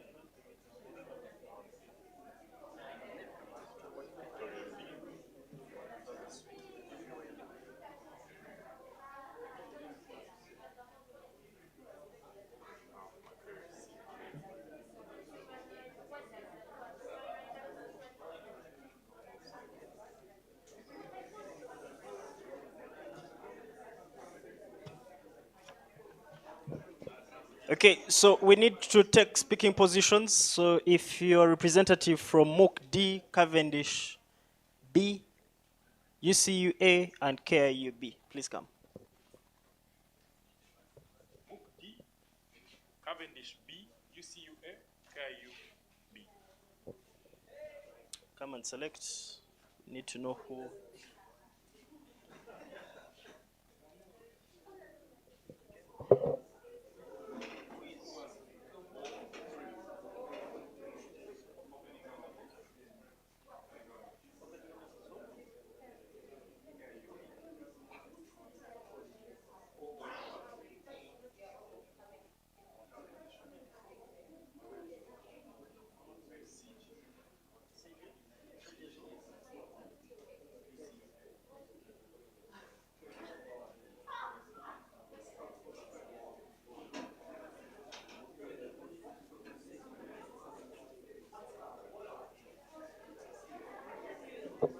Okay, let's have a representative from UCUD, the swing team, Makerere C, and MOOBS A.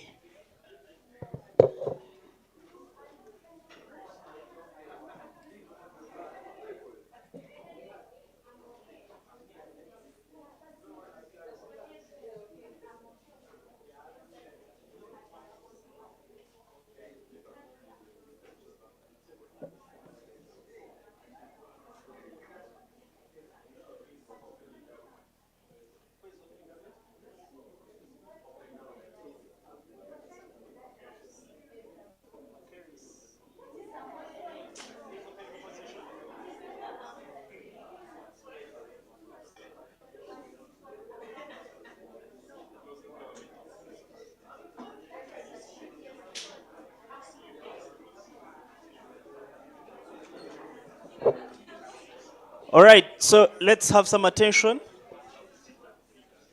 Okay, so guys, I'm going to kindly request. So since these are knockout rounds, the culture is if you've been knocked out, you become a menace. But we want to be different. Okay, it's Sunday. It's a day of peace. Let's support whoever is in round 2. Let's be available. Let's not make a lot of noise. Let's be adults, in brief. So in this room, we shall be having the following teams: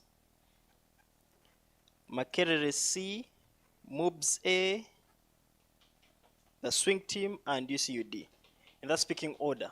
So MOOC C is opening government, MOOBS A is opening opposition, the swing team is closing government, and UCUD is closing opposition. In room 2, which is the room, yeah, you guys will find it. The speaking order is as follows: in opening government, KIU B, opening opposition, Cavendish B, closing government, UCU A, closing opposition, Makerere University, team D. I'm going to invite one of the judges to share with us the info slide, and then the lead will be giving us the motion, and they will be letting us know when we start. X factor.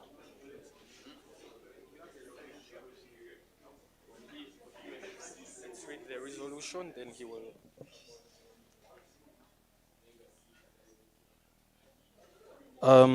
For this round, the resolution is: this House believes that climate migration should be recognized as a fundamental human right. This House believes that climate migration should be recognized as a fundamental human right. Emma will give us what we mean by climate migration.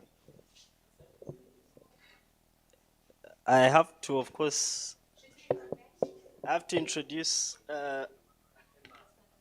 Emma in the right capacity. Emma is the only youth on the national negotiation team on the UNFCCC processes for Uganda. That is enough.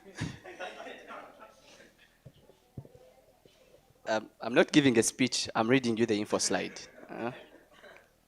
So, according to the International Organization of Migration, in short IOM, climate migration refers to the movement of people due to changes in their environment resulting from climate change. Please also note that these movements can occur within the country or across borders. It may be temporary or permanent, voluntary or forced. Maybe to also add, environmental migrants are persons or groups of persons who, for some compelling reasons of sudden or progressive changes in their environment that adversely affect their lives or living conditions, are obliged to leave their habitual homes or choose to do so either temporarily or permanently, and who move either within their country or abroad. Thank you.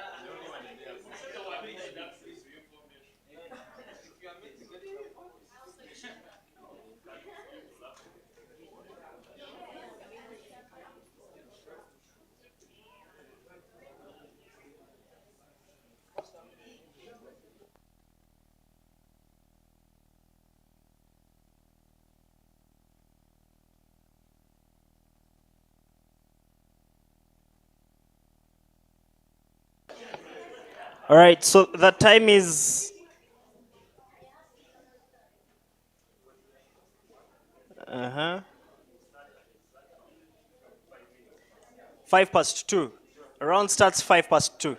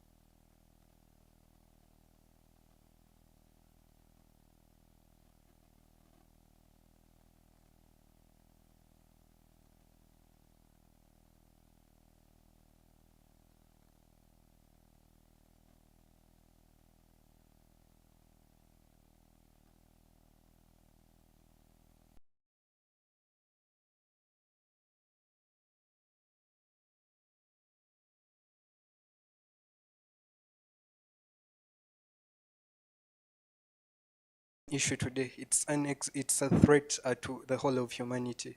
Climate change has become part of the global agenda worldwide.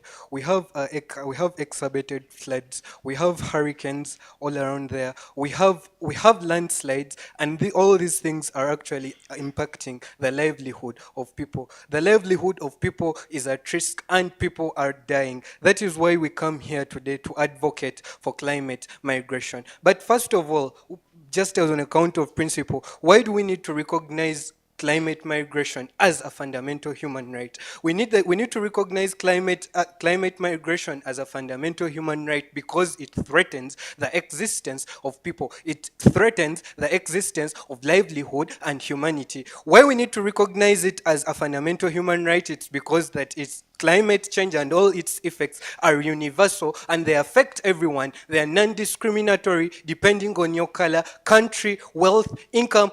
Climate change is an issue that cuts across everywhere. That is why we believe that climate migration has to be added on the fundamental human rights. People should be allowed to migrate for the following reasons. First of all, the intensity of the effects of climate change. It is threatening humanity. It is threatening ecosystems. People are dying. That is how much big of a problem we are dealing with. And the people that are affected, we have the categories of people in the developing world, those that are very vulnerable. But even in the developing world, we have those people where we have unplanned events like floods, we have unplanned events like hurricanes, all which can be attributed back to climate change. And this actually threaten the life of people. We believe that climate migration should be recognized as a fundamental human right, to the extent that the places in which these people live become actually deemed inhabitable for human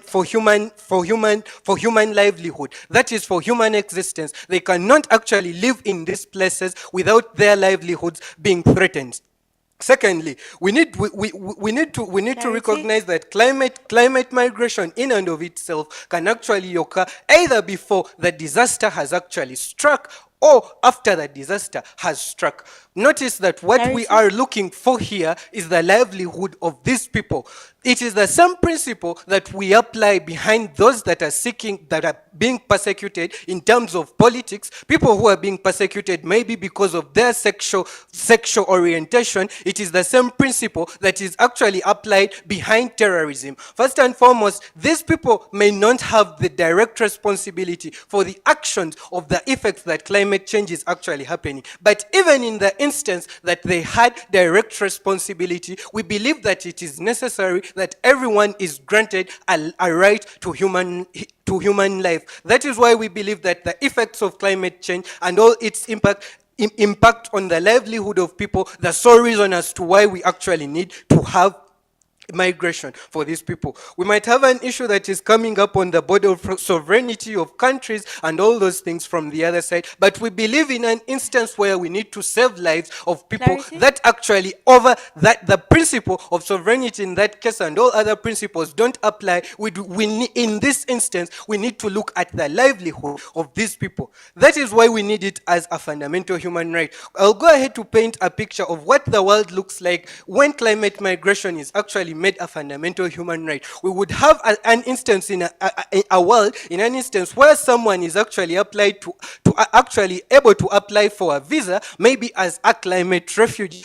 A climate refugee, something that we actually do not have in the present context. Someone can apply for as a political asylum, maybe any part of discrimination, which is actually their right to life, but we also need to have this in the instance of climate migration. They could be allowed to relocate to safer places there. So that in and of itself doesn't mean that when these people get there, by the mere fact that they're affected by the impacts of climate change, maybe in the instance that they were responsible for those impacts, once they are relocated to a new area, they actually have to be given an atmosphere that is actually maybe helping them to conserve the environment, that we do not have such kinds of resurgence. Then, that is why we believe that here the principle of common but differentiated responsibilities comes in place in this debate. We believe that we need an equal. We need a world whereby we are all able to help one another with regards to the effects of climate change, all of us in our different capacities, because the level that developing countries have, they are incapacitated and they might not be able to actually adapt or mitigate to the impacts of climate change. That is why we actually believe that in presence of this climate migration upholds the principle of common but differentiated responsibilities, where we shall have all these people, the developing countries and the developed countries, be able to support each other to actually be able to achieve the climate justice that we are looking for at the end of the day. Notice that the reasoning behind the making of climate migration a fundamental human right is the same reasoning we should uphold, the same reasoning we should uphold for terrorism. It is the same reasoning that we should uphold for other cases of discrimination by evidence. So this is not in any way undermining evidence. So this is not in any way undermining the principles maybe of adaptation and mitigation of climate change. It is just one way that is reinforcing these mechanisms. It is another alternative that we can bring to the table, the issue of climate migration. If people are able to allow to move within a country or outside their countries, maybe by the government, and in cases where it is forceful, maybe it is for the good of these people, and we believe the government in that case might have the right to override the principle of the autonomy of those people. With that, I'm very proud to propose.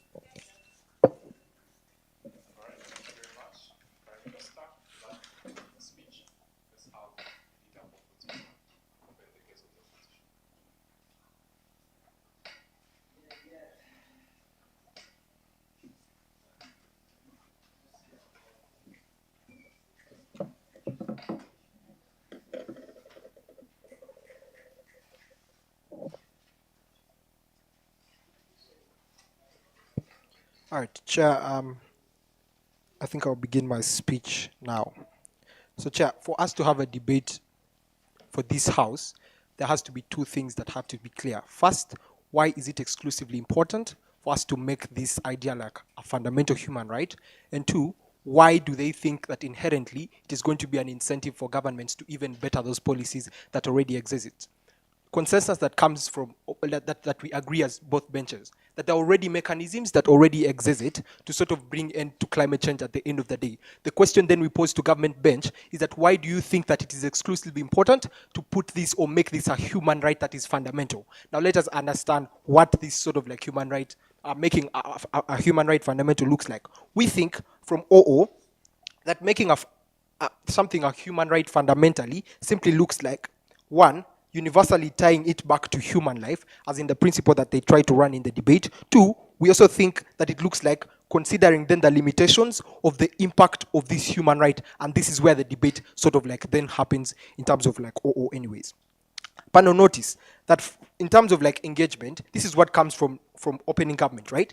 They run the principle of life, and we do not have a problem with them running that principle. The question then is, doesn't this continuous, making this a human right still exacerbate or perpetuate the very things that they are trying to run in terms of like principle of human rights? And I'm going to prove that to you throughout my speech, and you'll be able to understand like what I mean at the end of the day. So what do they sort of like say at the end of the day? They say that, they think making this a fundamental human right because it is sort of urgent and intense, another type of chat. We don't disagree with that, but we think that making it a fundamental human right then inherently becomes detrimental to two things. First, the environment to which these individuals are going to exist in, and two, the sort of like individuals that also are surrounded by that sort of like environment anyways. You're going to get two arguments from side OO. First is the idea of escapism and why it is inherently bad, and then why this is sort of a less incentive for domestic approaches to even work better. I take you, Hen. What is the difference between a human right and a fundamental human right? All right. From OO, we say that making something a fundamental human right is that it speaks then to human life in and of itself. Looks like it is something that is as intense or as important. We think that is what fundamental human rights looks like, and we still argue and we still agree to debate that particular way. Why do we think on first grounds that it is a less incentive for domestic approaches to exist? Panel notice that we think that making this a fundamental human right exacerbates things like governmental neglect in solving climate change issues. And this is what you're going to get from her speech. She's going to show you like more analysis on extension in terms of like how that happens. We think that when you have this as a sort of like fundamental human right, it is going to reduce then the incentive that governments necessarily have to even better the policies that already particularly exist within those particular states, to the extent that making this a human right fundamental sort of exacerbates such things upon state. We think it is inherently detrimental. We think it is something that is problematic at the end of the day. Why do we think this is exclusively bad? When you have governments neglecting the responsibility of these individuals, taking them to other states, or even most likely taking them to different parts of the state, it looks like they then have a less incentive to even better those situations. Why is this true? Simply because they then think that when those individuals leave, then the burden has then sort of been removed from their hands. Then we think that this is something that becomes problematic, because when you have these governments neglecting their responsibility, there is continuous perpetuation of climate change within society. Then we think this is something bad. This is something that cannot run or fly in the debate. Why do we still think that limiting of human rights is something that also infringes on the human rights of other individuals? Notice from my speech that we say when you're making a human right fundamental, you also have to speak then to the limitations of the impact of that human right. Notice that when a human right is made, when you're saying a human right should be made fundamental, it looks like you also need to cater for the consequences that come with that human right. Notice that human rights are dependent on one thing, the fact that those human rights do not infringe on the human rights of other individuals existing within society. Looks like when you have these individuals go to other states, when you have these individuals migrate to other societies, looks like it then infringes on the human rights of other individuals that also exist within that particular state. Why is that something that is true? We think that it then puts a bigger burden to maybe states or governments where these individuals are going to be existing in. Looks like there's going to be less funding for things that these governments prioritize. There's going to be less funding for things like hospitals. There's going to be less funding for things like schools because they have to cater for these individuals who have just moved in. Why is this something problematic? We think that the burden is going to come to these individuals who exist within that society. Why is it true? Simple. That these individuals are going to be forced to pay more taxes to cater for these individuals that particularly exist. At a point in time, the existence of a human right is infringent or infringes on the existence of another individual. We think that human right does not stand. We think on principle that human right does not deserve to be sort of like brought in the debate in terms of that regard anyways. Okay, why do we think the idea of like escapism now sort of flies in the debate, right? Panel, notice that human nature perpetuates things like running away from things like responsibility, right? At the end of the day, these people then do not even have an incentive to want to change situations in their environment. Why is this something that is exclusively true? We think that when an individual knows that they have an opt-out mechanism, they have then a less incentive to fix what problems they even have at home. We think inherently through human nature, they do not want to carry that burden with them because they think that, oh, maybe when they go somewhere else, they even forget that maybe the problem that brought them to that particular place is something that they need to solve. We think this is inherently bad for society, and I'm going to show you that throughout my speech. We think this is bad in like three ways. One is that individuals, when they know that they have an opt-out mechanism, then sort of cut off then individual responsibility for climate change. This brings us to individual responsibility for climate change. Why is this something that is exclusively important? We think from our side that the fight against climate change, as he said from OG, is something that is supposed to be shared. At a point in time, this perpetuates like cutting off that individual responsibility because these individuals don't feel like attached to that responsibility because they are running off to another place. They know they have an option. They know they have an opt-out mechanism. They know they have escapism. It looks like these individuals do not want or have a less incentive to fix those problems. When this happens, it looks like these individuals then the environments within which these individuals exist in then continuously have these climate change issues. At the end of the day, even the policies that have been existent within status quo don't even get to work because there is lack of individual responsibility for climate change. I beg to rest, Chair. The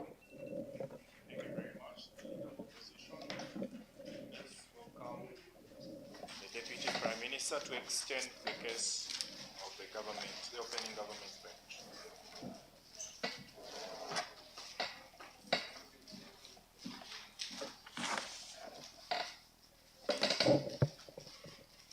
Thank you, panel. Why is it important for us to actually implement climate migration? This is a question that comes from team opposition. One, we have to look at different things when answering this question. The intensity of the problem that is at hand. If very many people are dying at the hands of floods, very many people are dying at the hands of drought, should we then leave them? Isn't that important enough for team opposition to actually realize that we actually need this policy at hand? But secondly, the vulnerability of these people. We understand the fact that these people, most probably, if it is a direct cause of their actions, it is because they are vulnerable. Why? Because in most cases, we'll find out that these people, because of their vulnerability, they then tend to use resources in the environment, and then these resources being misused then becomes a problem, which then in turn becomes climate change effects. For instance, if people do not have access to energy sources that are clean, they then tend to go to the forest to deforest it and do all that, which is then part of the vulnerability of the people, and it means that the outcome of that will then be a climate change effect. Why? Because we think that when these people then do that, it is then necessary for them to be evacuated from such places and taken to different places where they can then be empowered to come out of their vulnerability and then create a more just society where we do not have climate change again occurring in the other places that have been taken. But thirdly, why do we think that this is actually supposed to be implemented, and why should the governments better this policy? Because we think that the likelihood of it being put in place is most probably possible. Giving you an example of what we usually have in war crime zones and all that. We think that when people are being evacuated to different countries, we have had examples like Somalia. Somalis are in Uganda, but we haven't had anything like our culture being diluted. We haven't had anything like sovereignty of the country being lost. We haven't had anything like the government facing challenges from those particular people because of what we have done as an evacuation. But even then, we don't have peace conflict. I mean, we don't have conflicts in society because these people are coming from areas that already had conflicts or wars. That then means that when we evacuate people from areas that are having climate-related problems, it doesn't necessarily guarantee that we're also going to face the same problems because these are the mindsets that created the problems in their areas. That is one. But thirdly, or fourthly, we think that the reversibility of the effects of climate change in those particular areas is not possible. Why? Because when people are dying, you cannot resurrect them. This is something that they do not understand. When people are dying at the hands of floods, when people are dying at the hands of drought, you cannot bring them back to life. This is why its reversibility or mitigation is not possible. This is why we think that then we need to evacuate them and make this a fundamental human right so that we actually ensure climate justice in society. But again, we look at issues of these climate-related problems, that we agree that there is climate mitigation and adaptation in place. And when this is in place, we think that this can actually be the last resort when we think that the people are actually going to die, even when climate mitigation and adaptation has not worked. This is why we think that it should be implemented as a last resort when we think that we actually need the people's lives still existent. So what does a fundamental human right look like? They come and tell us that a fundamental human right that infringes the peace or the rights of other people is then a problem to society, or it no longer serves as a fundamental human right. We think that when these people are being given the right to migrate from their countries that are facing the problems to these different countries that are probably well off or not facing the problems, it does not guarantee that these people are going to infringe the rights of the people. Why? Because I've given you an example of how Somalis being evacuated from war crimes have not created wars in Uganda. But that, as I move on, we look at what the safety for all overriding all the other factors. In a place where we have very many people going to die at the effects of climate change, we need to prioritize the majority because we think that if it is saving life, it then becomes a fundamental human right, which is actually one thing that we have to uphold and which is the thesis and the main issue in tonight's debate. So, well, moving on, I think that some of these climate change effects are sometimes abrupt. And then we do not have to blame some or different communities that are actually probably facing some of these climate change effects. And when they're abrupt, it means that we do not have to shift the blame to these communities. We just have to take a common but differentiated responsibility, which is a principle that we run in our case, and tell you that yes, look, climate change is a global issue, and we do not have to neglect societies, whether they are the ones that cause the problem or whether they are not the ones that cause the problem. What we only have to do is to all take responsibility to ensure that humanity is still existent in society, but also this humanity can also help. When we have diversity in society, we can equally, or we can have all the people actually fighting towards creating a more favorable and non-degradable environment, or fighting climate change as a whole. Moving on, I think that one, team opposition comes and talks about things like mitigation and adaptation within those particular areas. But we think that the climate funds are not enough for these particular countries to actually implement some of these particular mitigation and adaptation measures. But even when they do it, it is not necessary, or it is not probably going to be the best alternative when they're doing it at the hands of the people's lives dying. Or they're not probably going to implement these measures when the people are actually dying, when you're having loss of lives in those particular areas. We need to first evacuate the people and then come in with the measures that are going to help solve the problem. This is one thing they do not understand. I then turn to our main issue, which is the common but differentiated responsibility. I think that the problem at hand being a global crisis, is then supposed to be addressed by all generations, by all countries, and everyone in the entire world, regardless of where we live, regardless of where the cause of the problem is, and regardless of what the effects are going to be and how they affect the people. If you're in the US and the problems have affected the people in Russia, probably, you need to open the borders for these people to come and seek refuge. You need to open the borders for these people to come and have their lives still in existence. Why? Because the same problem can actually happen to your very country, and you will need other countries to open their borders to help you save the lives of the people in that particular crisis. With that, I then think that people should be granted the right to access different borders of different countries if we need to have humanity not threatened, and if we need to have humanity still in existence as a fundamental human right. Thank you.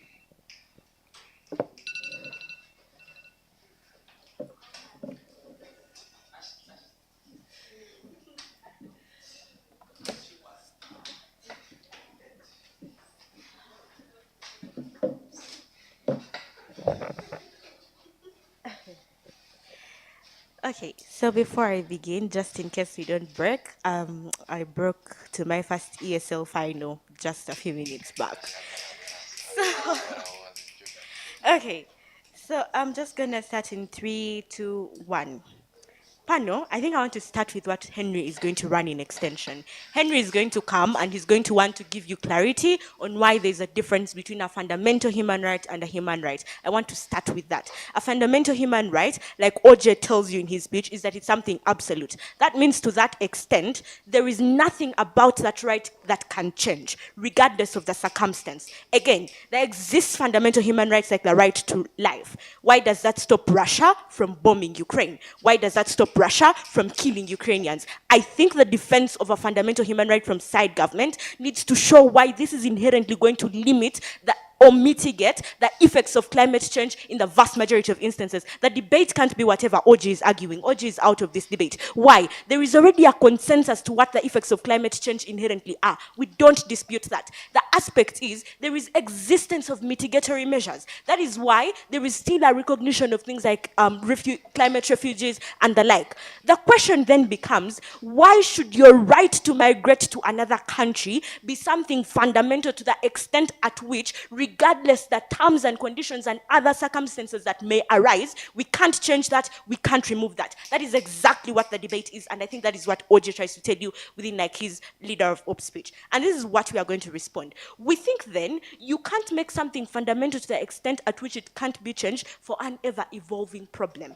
That means the response to those particular effects shift and change over time. You don't then essentially show why a fundamental right is going to inherently help you to cope with that particular transformative issue. We say from side opposition, what you do is to create a system and metric of escapism for governments. This largely means because they have an opt-out mechanism, they have less incentive to solve their problems. There is less incentive to sit on a negotiation table and vote for policies that inherently help you to have things like capability to climate finance, have things like capability to mitigate, to have innovative ideologies within the spectrum of having climate change solved. We think those things don't exclusively come from OG. We show you why that is a bad thing. But again, on constructive material, because you inherently need something, or you need like positive material to weigh up our case against whatever is going to come from like swing. We say, in the vast majority of instances, because of the idea that climate change is something that is immediate, but its impacts are irreversible, governments have much more incentive to cater for people within state. That means they feel the higher burden. If you want to run principles, this is what like mechanization of principles looks like. We tell you on state power principle, you now have much more incentive to cater for people within state. They never show you why on whatever shitty principles they run, there is a lot of mechanization to show why those things become fundamental. We are able to tell you why those things are more essential. Before I continue, swing. If your argument is true, then it means Trump wouldn't have withdrawn from the Paris Agreement. Explain why he did so. Okay, so this is a simple thing. When Trump withdraws from like the Paris Agreement, there is scope. That means you have the ability to hold him accountable and hold the US accountable on a negotiation table.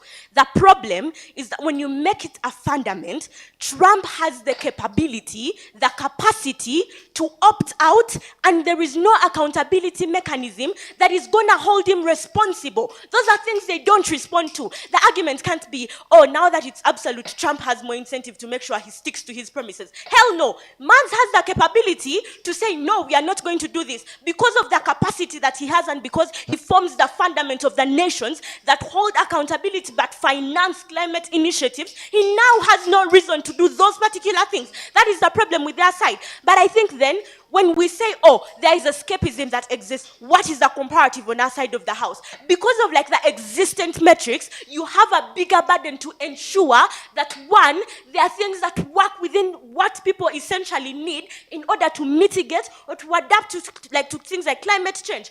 That means not just by essence of something being a fundamental right, but there are still accountability mechanisms or self-corrective mechanisms that exist. So why are you running away from those existent systems to go and form a fundamental right without the consideration of how society evolves, of how climate change within itself and its effects are constantly evolving?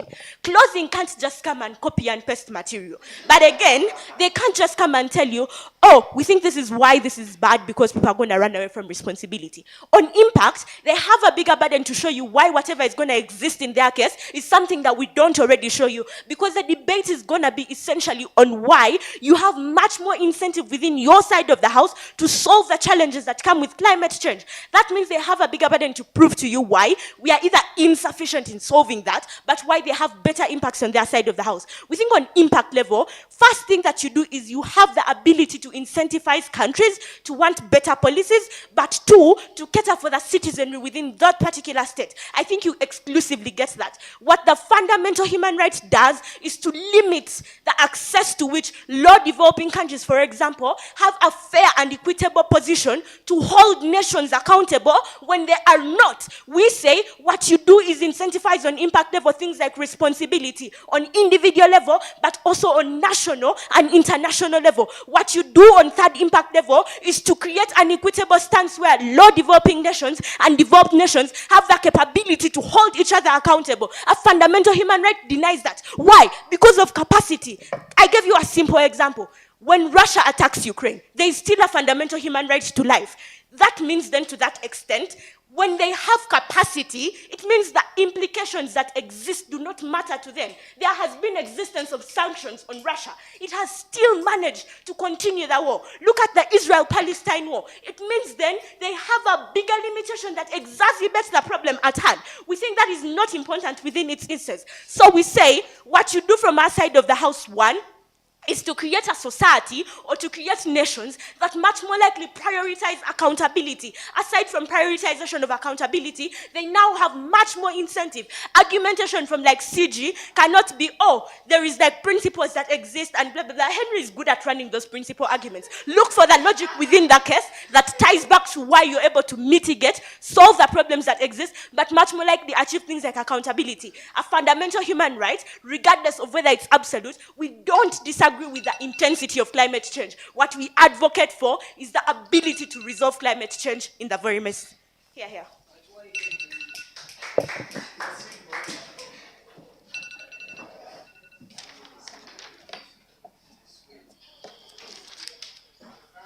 Okay, so disclaimer. I promise my kids friends that even though I'm swinging, I'll give a speech better than any debate at this time. So that's what we're going to start with. Let's go. And also, unlike all that tribes on banter, we're going to give you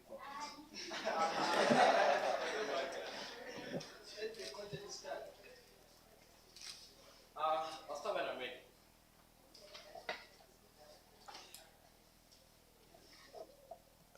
Even when you're determined to fail, Cynthia says, don't try. When Black Lives Matter movement started, people were being beaten, killed, battered. Cynthia says, don't take to the streets because road police will still come and beat you up. In New Zealand, when they recognized the right for women to vote in 1760, Cynthia's argument is because men are patriarchal, women shouldn't ask for their right to vote. That's why they lose the debate, because they think recognition of rights is pragmatic. It is principle, because there are people who enjoy that right regardless of how bad states can be. Let's start with what the debate ought to be about. The debate is not necessarily about giving people a right. It is about recognizing that right, that someone can come out and say that they have a right to something. That doesn't mean even if they are abused, it means they can actually go to court, that countries can take people to the ICC because that right exists. It doesn't matter if the case at the end will not go in their favor. The fact that we have been able to give them access to those courts is the important thing we are able to stand for. We are going to bite the bullet on our side and not just talk about refugees. Migration also exists for individuals who also probably for the most part haven't also been through most of these circumstances, but experience climatic concerns, maybe not by force, but voluntarily want to move. Bearing that in mind, I have 3 principles. Cynthia forgets this is probably international law. I'll just educate the bench on that as well. Let's start with the first thing in of itself, random lottery of birth. Individuals do not consent to being born Ugandan. You don't consent to being born Ugandan. People don't consent to being Kenyan. People are born there because of that. But people suffer under a world they never consented to in the first place. It simply means then that the suffering they have is determined by generations that came before them, other individuals who exist then. We argue from government that it is principle for these people. They deserve a way to find to escape their suffering. Even when they don't find it, it is morally justified to create that pathway for them. There are women that are being raped, but there is no accountability in court. But that doesn't mean we shouldn't give them the right to access those courts when their husbands rape them. We say it is justified because they don't consent to be in a country where they end up with a husband who beats them up. We say it is justified that they are able to at least give them that right that takes that man to court no matter how things play out. Here is the other thing that I think is very important that they don't get: international recognition. There is a reason why the US pays money to countries and funds wars and gives people aid. There's a reason why USA and UK aid exist. International imagery. That money would build new schools, fund more scientists, individuals, but they care about what the world thinks of them, no matter what Cynthia thinks. And she uses the worst intuition pump to apply to this debate, which is a context of war, where the right to life in of itself is mostly derogable in that particular context. This in of itself is a different context altogether. And this is why we think that is particularly also important. They don't differentiate the two. But before that, sure. Very nice submission. I want to understand. Get to the point. Why should it be why should it be fundamental and not just like any other right? If you guys are going to run that soft line, then that's the worst thing you can come up with. Because on the comparative on their side, if you don't make it fundamental, countries like the UK can always not help these individuals at the end of the day. So the cycle of suffering still continues because it is a derogable right. They can always say that the right to our individuals, our nationals, matters more than these rights. Making it fundamental means that you make it absolute, that they have to let these people in. I think these guys should just listen to my content, then they'll get the engagement they want. But then again, here's why we think that people cannot escape now. One, because of climate deals, people can easily buy out of. Donald Trump can easily buy out of the Paris Agreement. Americans suffer with breathing soft air, and he moves on with his life. The second thing is that there is a regime change. So people change their policy. That's why we want it a fundamental right. Other people can choose to give them the good things, kumbaya, because the premise of their case is every leader is good and they'll always help these climate refugees. We say some of them are bad. Some people will come and put Mexican in cages like Donald Trump, but Sleepy Joe wouldn't. We think in of itself, it becomes very important that we have that right existent, such when Trump does something like this, we have media houses on his tail. We have people taking him to numerous courts having to answer for his crimes. We said that in of itself is dead. Here's the comparative if probably you're going to win the debate on Cynthia's speech. In our world, at least we get to reach those courts. In their world, they don't. Because those guys can always wave away accountability and plant those things. Let's move on to the debate. Why making it a fundamental human right? Because it pins them to the world. It pins them to international human rights law that they subscribe to, that they sign to. And these guys can just buy out of IHL. Why? Because they get benefits from the UN. They get benefits from other coalitions. The trade-off is if you don't do the right thing, you lose out on those benefits. And that's why we think is important in that debate. We said they deserve that on accountability. Let's move on to the next extension. The establishment of the biggest emitters exists on the subjugation of smaller countries. No, of subjugation of smaller countries. These guys have been exhausting raw materials from smaller countries. 150 years of climate emission, of CO2 emission without accountability, and no one calling them out. On the subjugation of the smaller people, we say that because of this, it is harming the ozone layer we both share. All the harms that exist now are because of the activities that they do, that UK does. Yet they are the countries that have the strongest restrictions to access their countries. We say making it a fundamental right takes away these restrictions and allows individuals who have been subjugated by that. We say that smaller countries right now have no capacity because of the bigger countries' 150 years of industrial revolution that made them unable to be able to now fight climate now. We say it is justified for them to access the structures where they were taken to be able to find safe haven in of itself. All these are principles that are non-conditional on whatever stuff Cynthia thinks is pragmatic to win them the debate. They deserve that right, and that is why it ought to be recognized. Because I deserve it, it must be given to me. What happens with what I do it when I get it is a debate for another day. Let's move on to the again. I think in of itself, to access those structures that become important. Here's the last extension. Things like the Berlin Conference, cross boundaries. These things were generally made because of the Berlin Conference, because King Leopold wants more piece of land, because Queen Elizabeth thinks they should have Uganda and the source of the line. Things like distribution of state. Two problems with this. One, there was no consideration for the countries whose independence they were taking away. But second, it was because of irrationality and what people felt their egos were. The conclusion is these states were illegitimately formed. This is for within movement of like Ghana and Uganda to access things in Kenya. These boundaries were illegitimately formed. It simply means then that you are justified and you have that right to access those structures because the boundaries that limit you were illegitimately formed. It is not legitimate. You therefore are justified to access those structures in of itself. Pragmatics, because I don't know what judges will be looking at in this debate, is that at the end of the day, states will be now forced to fix their houses because even people in the US would want to access Uganda. In our world, all countries fix their safe havens to allow other people, and proud CG.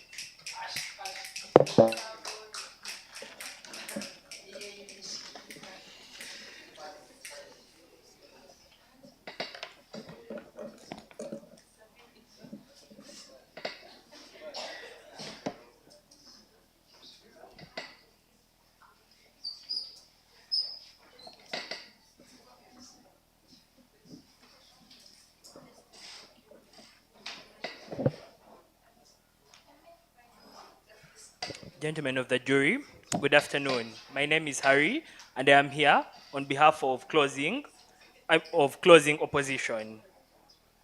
Brought forward today in the debate has been the question of saving lives and livelihood, brought by opening government, where they said that if we have terrorism and people have migrated away from this terrorism, they have been safe. If we have people who have been discriminated and they've migrated away from discrimination, they've been safe. And then they brought in a question of Somalis in Uganda and how they've not brought any problem in Uganda. But then the question would become, what if these people could be secure? Why would they migrate for terrorism? And also the practical question would be, if everybody in war-torn countries ran away, what would be of the country? Wouldn't it be a win for the oppressor? Something to think about. If everybody that was discriminated left, wouldn't it be a win for whoever is discriminating now that he only has the category of people he wants? I mean, we saw Adolf Hitler kill Jews. If all Jews had run away and then he had killed the remainder, wouldn't it be a win for Hitler? Looking at it that way, we understand that what? Yes, please. So what happens in an emergency situation whereby the adaptation and the mitigation measures we're talking about have failed to actually secure the livelihood of these people? Do we leave them to die then? Thank you very much. I'll give you a very direct question because your argument was very clear on that. Should it be a fundamental right? If it's an emergency situation, can't government always specially intervene like before? In short, our extension is it really necessary? Because, and moving forward, closing government told us that, no, what matters is not the effectiveness as long as you have the ability to reach before this international court because you have a fundamental right. But the question remains, is it necessary for you to provide a solution that does not work and you admit that it does not work and its practicability is also questioned? So with that said, how did the first bench of I'll take it later. How did the first bench of opposition handle these claims? They said that this right would cause complacency in government and would take away responsibility. And they also said that if people migrate, host governments would be burdened. Simply summarized, all they had to tell us was, if people stayed there and suffered, governments would take responsibility and our world would get fixed. But we do not want to take that perspective. We want to look at it purely from a point of necessity.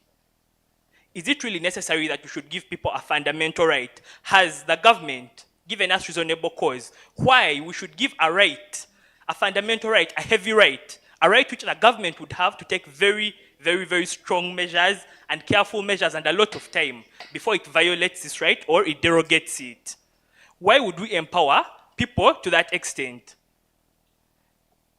The advantages they gave us was that if it's a fundamental right, people would get a visa. I think that was the first bench of government. The second one said people would access courts. So is the price really worth it? Is it really worth it to say that we're going to tell people, we're going to put the right to property at risk? Because this migration as a fundamental right means that if a group of migrants, maybe from the Cattle Corridor, complained of drought, and you find them in Kampala, residing in a certain slum, and maybe they are endangering other people's right to property, or they settle maybe on somebody else here in Uganda's square mile, what happens? Yes, please? Women in West Africa don't have access to food and they work till they die. In your world, Ghana can say we're not going to let them in. In our world, they are forced to let them in. How is your world making this climate better?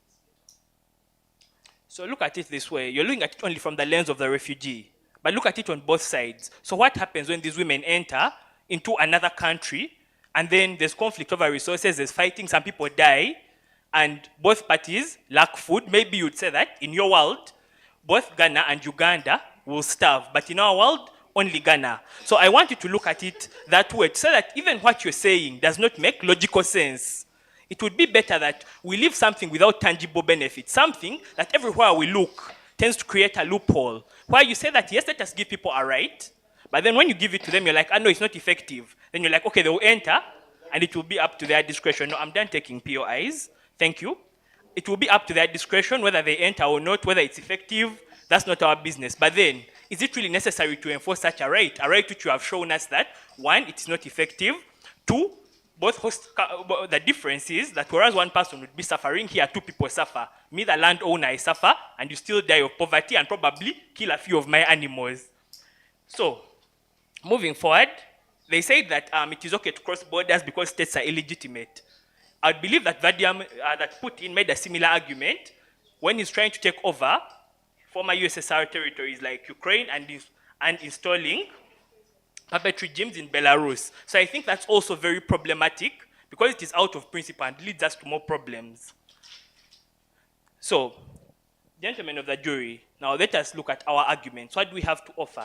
Since this debate has mainly been dominated by a government that is bringing a solution and telling us how good this solution is, yet this solution is not necessary because, one, they have shown that it has no effectiveness, so it cannot be necessary, and two, they have shown us that it will only bring about more problems. So as an opposition bench, we want to look at the problems that these mass migrations would bring on top of the ones already admitted by government.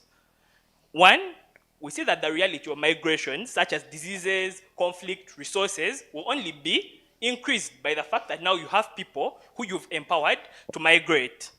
On top of this, very complicated legal questions would arise because making a right fundamental means that the ability of government to derogate it significantly reduces. That means that before in court, government would not have the discretion it would like to adequately deal with these matters because right now, in our world, we have a world where if a massive catastrophe struck an area, government would step in and relocate people at its own discretion, and these strict limitations need to be put in place if governments are to function properly in the response to climate change. And two, we do not have clashes with other rights because simply because someone wants to migrate, now they're entering into my country, they now want a piece of land. Maybe, let us say people are moving up and down in Uganda, someone moves from the central, goes to Gulu, and it's like, people have a lot of land, it's raining, therefore I have my right. These are very complex questions which will not easily fit in legal systems. With this, I would like to end with an example. In the Cattle Corridor, there was a lot of nomadic pastoralism. People are moving up and down. When it's raining this side, they go in the side that is raining. When it's drought on the other side, they run away. But then, how sustainable was this? They had to settle down and bring in methods like irrigation. Thank you for your time, and I hope we'll accept that making migration, a fundamental right, is not necessary because of what I've stated. Thank you. Let's get into the very last speeches of this debate. Whip speeches.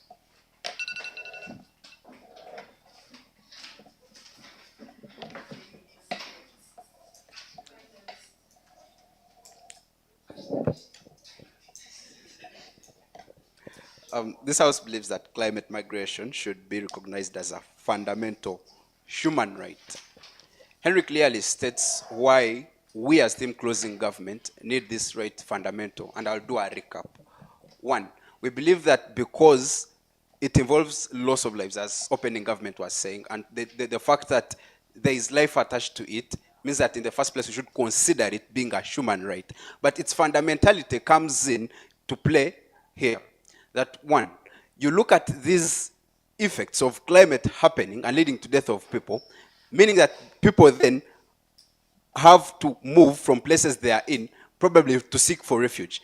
But then when you have an example of people in Karamoja suffering because of famine, not being allowed in Kenya, then that becomes a problem because these people have to seek for refuge where they feel they can get better. He tells you that one, these people in the first place did not choose to be where they are right now. So because of that, you do not then get to limit them to where they have to go to seek for refuge.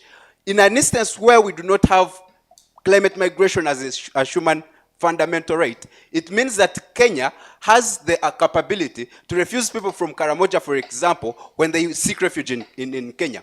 And this is wrong because, one, these people are at risk and they need help. So that country then ought to help the people that are having a problem that they are facing. When you do not have it as a fundamental right, it then means that these countries can then refuse to accept in these people, and then these people can suffer wherever they are. That is why we need it as a human fundamental right. Secondly, the opposition bench runs arguments that I will go through. One, they talk about climate migration being one that will confer financial constraints to governments that these people shift to. But this is what creates the incentives for developed countries, for example, to act on problems in these developing nations. Because they know these people will run to those countries the moment climate change effects happen in those countries. So because of that, these countries that are developed, or in any other case, that are part of the causes of the problem, because they're the highly industrialized nations emitting very high gases, then have the incentive to make sure that they help developing nations fight climatic effects, because they know in any case, if that happens, then these people will run to those countries. That creates an incentive for these countries to help the people in these developing countries that these people would run to, that these people would run from in case a climatic change effect happened. Secondly, they say that when we have people shifting to those nations, then there is a problem of financial constraints or again limited resources in countries that these people run to. But this is a comparative of someone who's looking for survival and people that are looking to thrive, for example. That in any case, you will take someone who's looking for survival over someone who wants to thrive in the first place. That these people in these countries are looking to survive from the dangers of climatic effects in their countries. So they tend to run to countries where there are better conditions.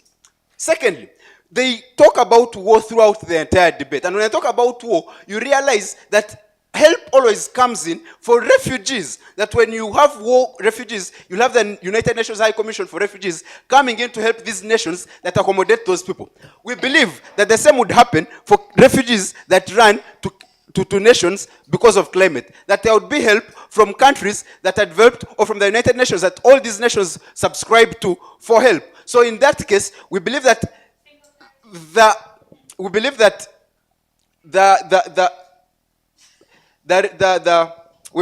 the responsibility of taking care of these refugees does not solely rely on the nations these people run to, but entirely to organizations and other nations that they subscribe to. Then secondly, they talk about governments. They talk about governments having a mandate to solve problems within these nations that these problems happen.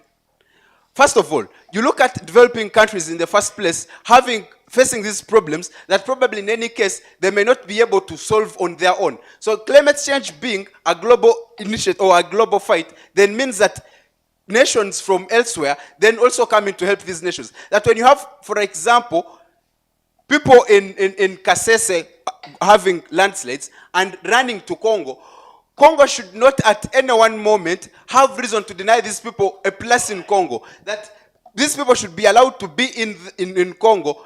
One, not because they set these boundaries, as Henry explains, but also the fact that they did not choose to be in Kasese. So because of this, we believe that these people have a right to go wherever they feel they need to go for better conditions. Then I'll take it.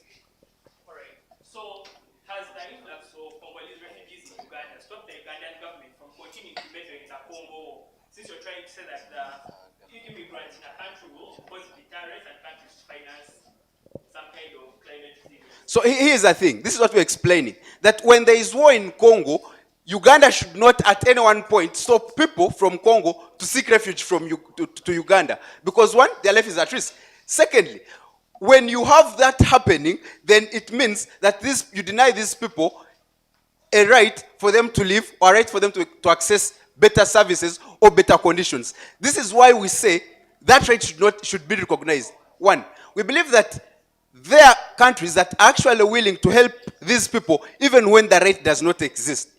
But because we need assurance, or we need it to be sort of something that these countries should do even when they do not will to do, is why we should make it a human fundamental right. But because we cannot rely on probably individuals' willingnesses to accept these people in. That, for example, in instances where one regime is in and it is accepting these people in, chances are very high that even another regime would come in but would not accept these people in. But because we need to make this a constant, because of the effects of climatic change, this is why we need it as a human fundamental right, such that regardless of whether the countries need these people in or not, these people can seek refuge as and when they want. Second, they also talk about team closing government, mentions that this is always an ever-changing problem. Then they believe that the solution we put at hand then does not solve that problem. But they do not show us how, for example, the human fundamental right we are creating does not solve the death that we are sure is going to happen when landslides occur, when famine occurs, when things like floods occur. They do not show us then how death in that instance is not controlled, or how we do not make sure we provide better services for the people in those places. With that, I rest my case.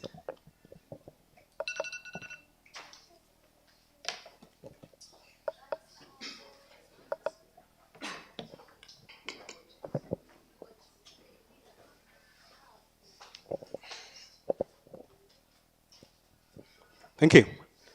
Good afternoon to everyone. In extension, it's good to bring to perspective these climate issues. Climate is an energy problem. When you relate it with any other problem, we tend to lose the focus. Migration is an element of energy. We started by being hunter-gatherers. We went, by picking fruits. But with picking fruits, we're picking them from a small area, so we had to move a little more distance to pick these other fruits to eat. We moved to eating small animals. But the small animals that were in the territory that we were living meant that could not be enough for our consumption, energy consumption. When I'm talking food, I'm meaning energy consumption. So we needed to move more distances and even invent tools to kill animals so that we address such problems. We moved into agriculture. Basic tilling of land brought the idea of migration coming to an end. That people could settle into one area and realize life.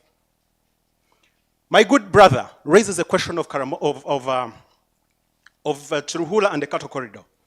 The idea in the traveling communities that used to move around in the idea of searching for pastures gets solved by the ideas we put in play, realizing that people need to stay in one place, because when we move, what happens? Moving of diseases, cattle diseases, and all the other problems that relate with immigration. So immigration has problems. I'll move to the second position that was raised by closing government, bringing an example of Karamoja, that people in Karamoja should be able to travel allowed to enter Kenya and all these the other things. There's a good example brought around by our government in Uganda. The idea of creation of a ministry of Kalamoja brings a reality on ground that governments have capacity, governments can do things. They may not be working well, but we can do something to better them. That is a position. We cannot migrate to Mars. We have been migrating. There should be a life to settle and realize we have innovated. We are believing at the best of life. When we go to COP, we address the problems of the day. We realize solutions. We put them in play. We put funding in place. Then why should we look at the angle where we realize a question of migration? I want to bring to reality the arguments raised by our dear Prime Minister, respectfully. They bring an argument of landslide and hurricanes, and people should be allowed to migrate. Yes, we agree hurricanes are bad. But the idea of adoption that we're talking about should put in place that we must, one, have check systems to alert us that a hurricane is going to come. Then there, we can realize a solution. That's number one. Two, the putting in place of ideas of preparation should be the ground-based focus for all of us in community. A bait of focus. We are talking about Africa becoming 2 billion people. We can't all transfer from Africa. That's a reality. We must solve the problems of the day. That's what we are addressing today. Migration won't solve the climate problem. This is climate we are talking about. This is an energy problem. People are growing in number. We will need more energy so that we realize. That's what we're talking about. You won't tell people in Cavendish, transfer. No, we look at how we mitigate. Thank you. I will address your POs later. We look at the idea raised by PM on the relocation to safer places of people. In the climate realm, there's no one who is safe until we are all safe, period. No one is safe until we are safe. America is not safe because it's a whole space. The problems you'll face in Uganda, which might be landslides and floods, you'll find in America as being hurricanes. Is that solving a problem? No. We raise another argument. The Deputy Prime Minister, I will listen to you guys, first wait, that floods cause people to migrate, that dying from the same. You people, the idea of innovation, we are in the 21st century. If our government can't realize solving problems, like telling us that we are going to have a question of a landslide, that for a landslide, we need to plant trees so that we mitigate a question of soil erosion. Those things need us to immigrate from our lovely, beloved country. We need to put these countries to task. That is our mandate as humans. It should not be us running away from the problem. Our good OO stated that we should, I will listen to you, that we should state the why, that we should state the why. She didn't state the why. She looked at how people should state their positions. Now we are here, we have stated the why. I hope they've heard. Closing government raises a position that no one is calling out on the question of climate adaptation. No, we are. We are raising a call of climate adaptation and climate mitigation. We are pushing this at COP. That's the reason we are here. Fighting for the idea not of us leaving our nations to go and realize property rights, which bring about refugee problems. Is that the life we want to live? It is very sad in the world where Mahmoud Mamdani has published Neither Settler Nor Native, where we realize there's a problem with the settlers and natives everywhere. South Africa, the Red Indians, you all know the problem with the blacks, which is covered well. It's sad that we are black people talking about migration for our lovely country. The problem raised in Israel and Palestine. Crazy, crazy big problems that are realized out of the day. And we want to take back ourselves into such a sham. 1 minute, I will listen to your clarity. So as I conclude, what then should be done? It's what we need to look at. One, the innovations to achieve the realities of the day needs to be seen. One, in the Chiruhura problem, we see the creation of varied dams, creation of irrigation system, creation of now in the current world where we are spreading the idea of climate better seedlings for our people, that when it shines, at least we can have something to sell and realize money, and even realize food, so that we can solve the scourge of malnutrition in the current day and age that as I conclude. The problem for me I face with AI is not a problem of losing jobs. It's a problem that Africans and the people in the lower countries will not be able to compete because their brains will not have developed because of malnutrition. That is the problem I bring on the table. We bring a good case. Thank you so much.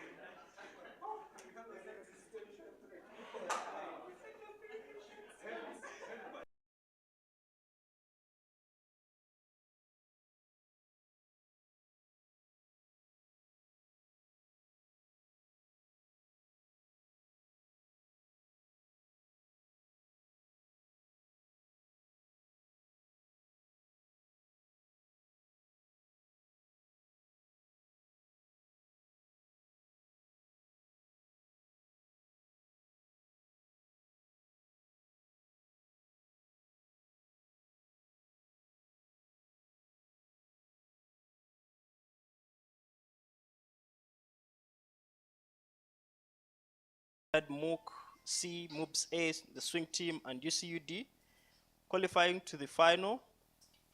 Drum rolls. Makerere University Business School A. And UCUD.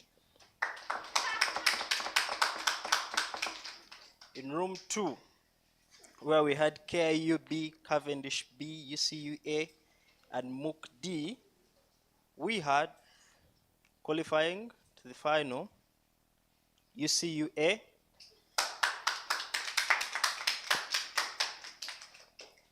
Makerere University D.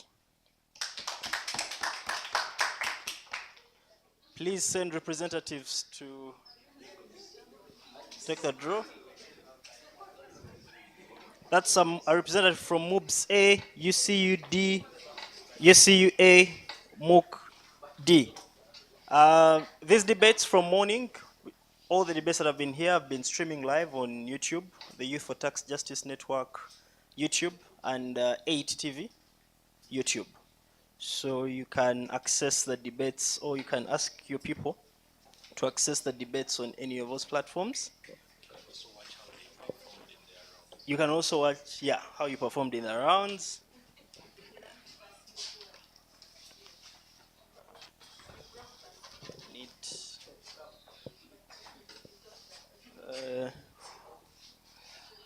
I need to know who OG is.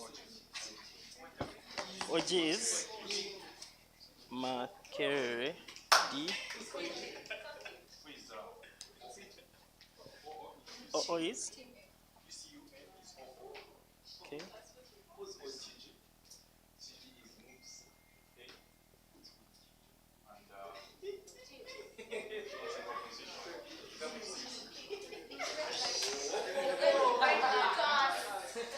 UCAD.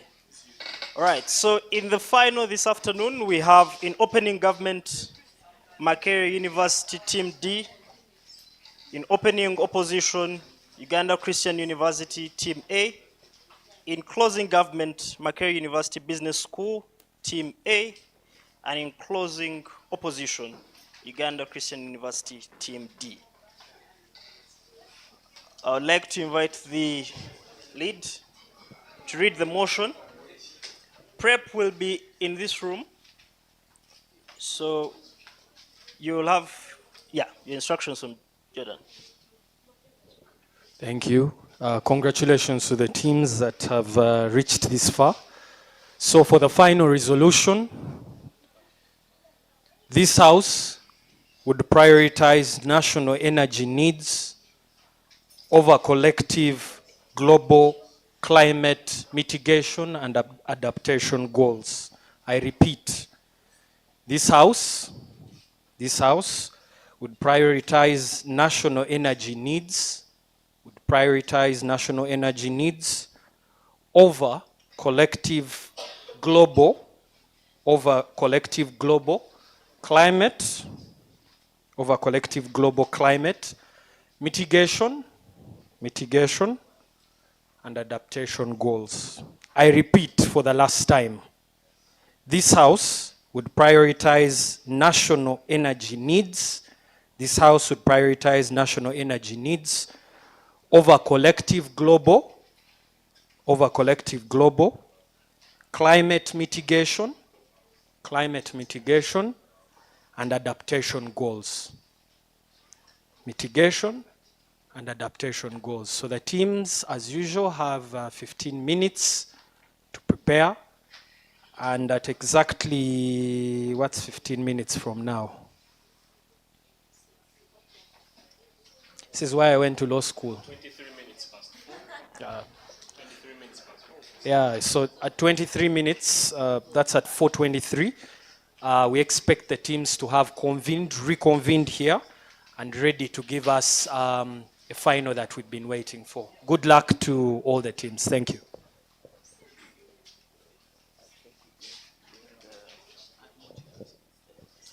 So as prep time is going on, we just need to confirm the people that spoke today from the different teams. So if your team has the same people that wrote the paper and spoke today, that will be okay. If you have different people debating from those who wrote the paper, you may need to harmonize and know that you are, you changed people, okay? That's for administrative announcements. So Joel will take lead on that. Okay, so what I'll do, I'll just call a university, and then you'll just come at the front here, and then we will rectify that. Or outside, yeah, in the next room. Something like that. But then how will we announce who's coming? And we can just do it from here. Okay, maybe you'll just be outside there. Yeah.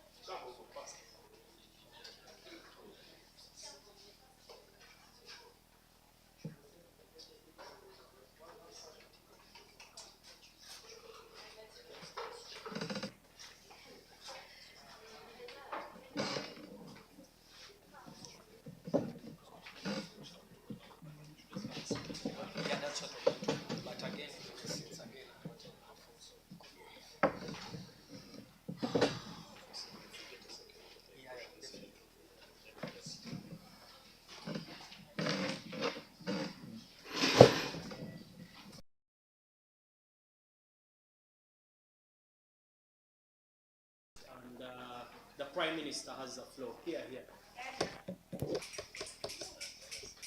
So again, you stand at the back so that you earned the right to stand there. Congratulations and all the best to the teams.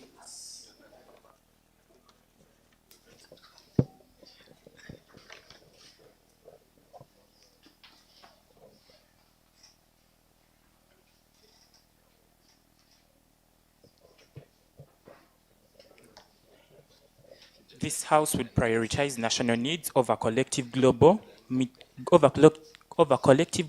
climate mitigation and adaptation goals. Resolved.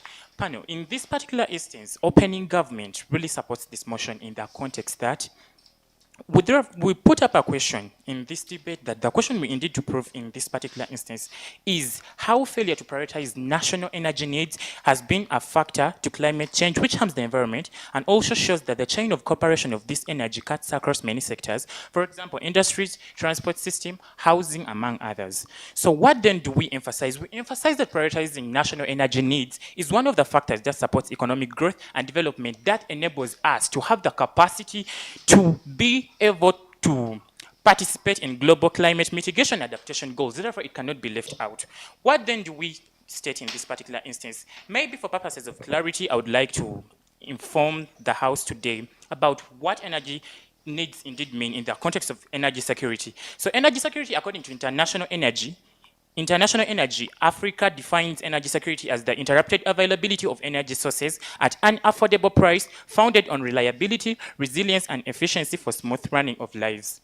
Then for the mitigation, these are the actions, measures, and policies undertaken to address the main causes and drivers of climate change, right? Now, for adaptation, these are the actions and policies to prepare for and adjust to climate and projected impacts of climate change. So what in this particular instance do we emphasize? We emphasize that one of the various factors that enable us to mitigate climate change involves technology. How is technology developed? This is in the context of energy development, right? It therefore means that for countries to be able to participate in global climate mitigation and adaptation goals, there must be energy security. What does energy security do? It enables us to develop the infrastructure that is going to help us in climate mitigation, in climate resilience, and all other factors accruing to climate change mitigation.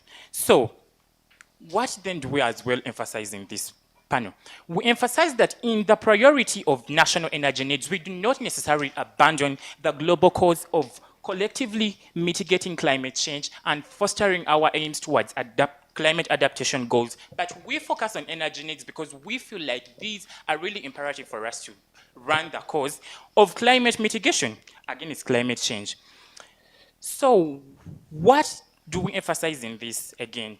We have looked at the various situations that have been happening of recent in 2020, early 2023, where Germany deviated from the Paris Agreement 2015 to close coal mines, and due to the inherent greenhouse gas emissions that were so like they had really increased in the atmosphere, and there was need to mitigate this or reduce on the emissions. But then it so happened that Germany lacked energy security and deviated from the Paris Agreement to reopen coal mines to secure energy. They told us they were having an energy crisis due to the impacts of the Russia-Ukrainian war and very many other factors. So they therefore opened coal mines. So this gives us a clear picture that indeed national energy needs are so necessary in this fight. But then in this context, we do not necessarily mean that securing energy security, we are going to deviate from the goals of climate action and reload.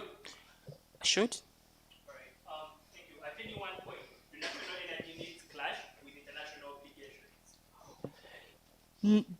Whereas we look at that context as well, whereas they may clash in particular instances, we are looking at the greater good that aims at trying to foster all this or try to bring them on the same line because we believe it is possible.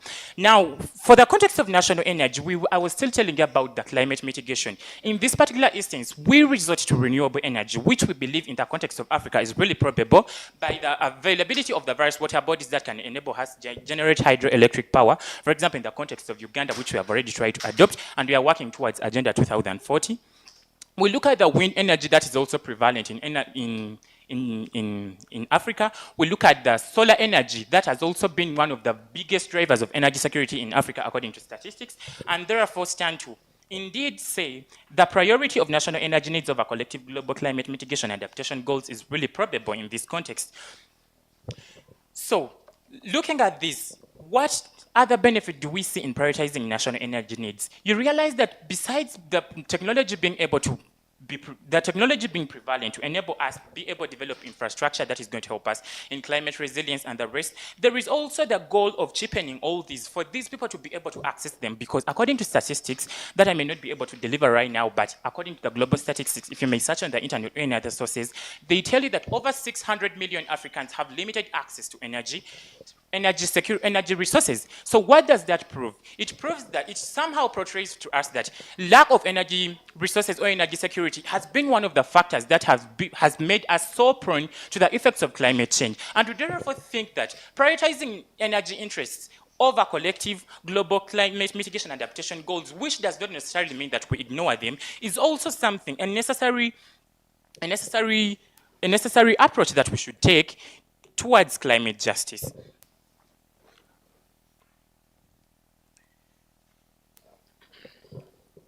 So, what do we mean by this in prioritizing national energy needs? We feel that for people to be able to adopt this, we must set up national policies and cheapen the national energy security and invest in energy as well to make it cheap and affordable to these people, because that is the only way we can be able to lead to the prevalence of energy security that can help us in fostering economic growth while putting in context the need to foster climate action, climate justice. Okay then. So what do I emphasize in this as well, panel? We have seen various countries that are in the various jurisdictions of various geographies that have been able, while fostering energy security, they have also worked towards climate action. Maybe we could talk of a country like Saudi Arabia, that is the second largest oil reservoir, but a leading one as well in energy security, which really shows that these two are workable, and if they are indeed probable, they can help us to attain whatever goals we have in climate change, as well as economic development in terms of energy security. And that is nothing that we can work against. So what then do I emphasize in this? It therefore means that fostering national interests first, because we believe that the nations have to first work towards the goals of their people. I beg to rest.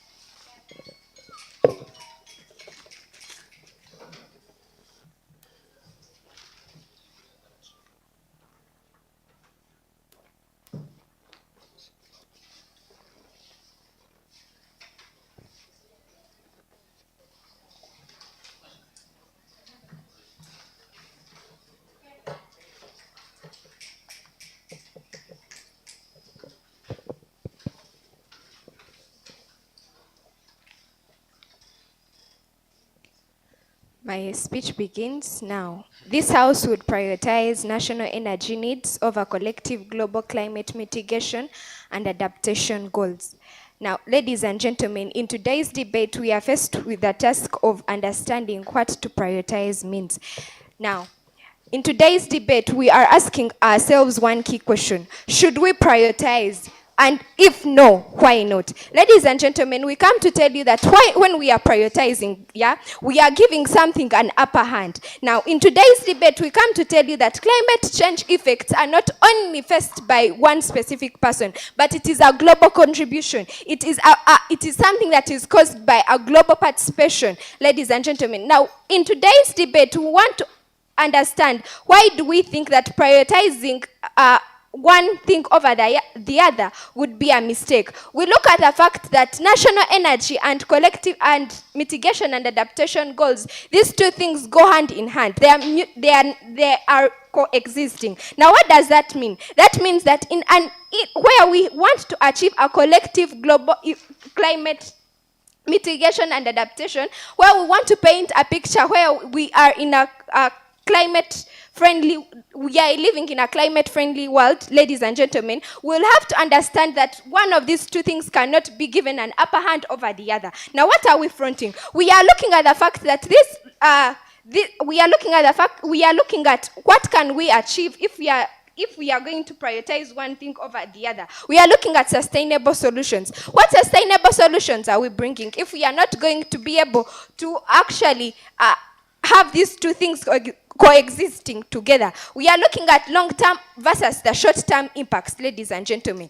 In a place where we are looking at national energy at the end of the day, going back to actually create, because we understand that national energy needs and global climate goals are not mutually exclusive. So in fact, if we need cooperation on global climate effects, it is essential that we secure sustainable energy for all nations. That will only happen, ladies and gentlemen, if coexistence is actually taking place for us to ensure sustainable solutions being fronted to navigate climate change effects, ladies and gentlemen. Now, in today's debate, we continue looking at what is the reality on ground right now, and what is happening in a world where we are only prioritizing national energy. In a place where we are only prioritizing national energy, ladies and gentlemen, we see that for instance, areas that do not have enough national energy resources are going to be at play, because we do not see any solutions being given to these people, ladies and gentlemen. Now, we are also looking at a framework which is sustainable and comprehensive, ladies and gentlemen. When we are looking at a sustainable and comprehensive framework, we are going to see that we are going to see that there is need for a sustainable mechanism that can be able to bring on board all people that can be able to bring on countries that are partaking on that mitigation and adaptation goals, not necessarily national energy. Now my other speaker will come and let us know what impact analysis is being made if we are going to actually take on coexistence of national energy and collective global climate mitigation and adaptation goals. Thank you.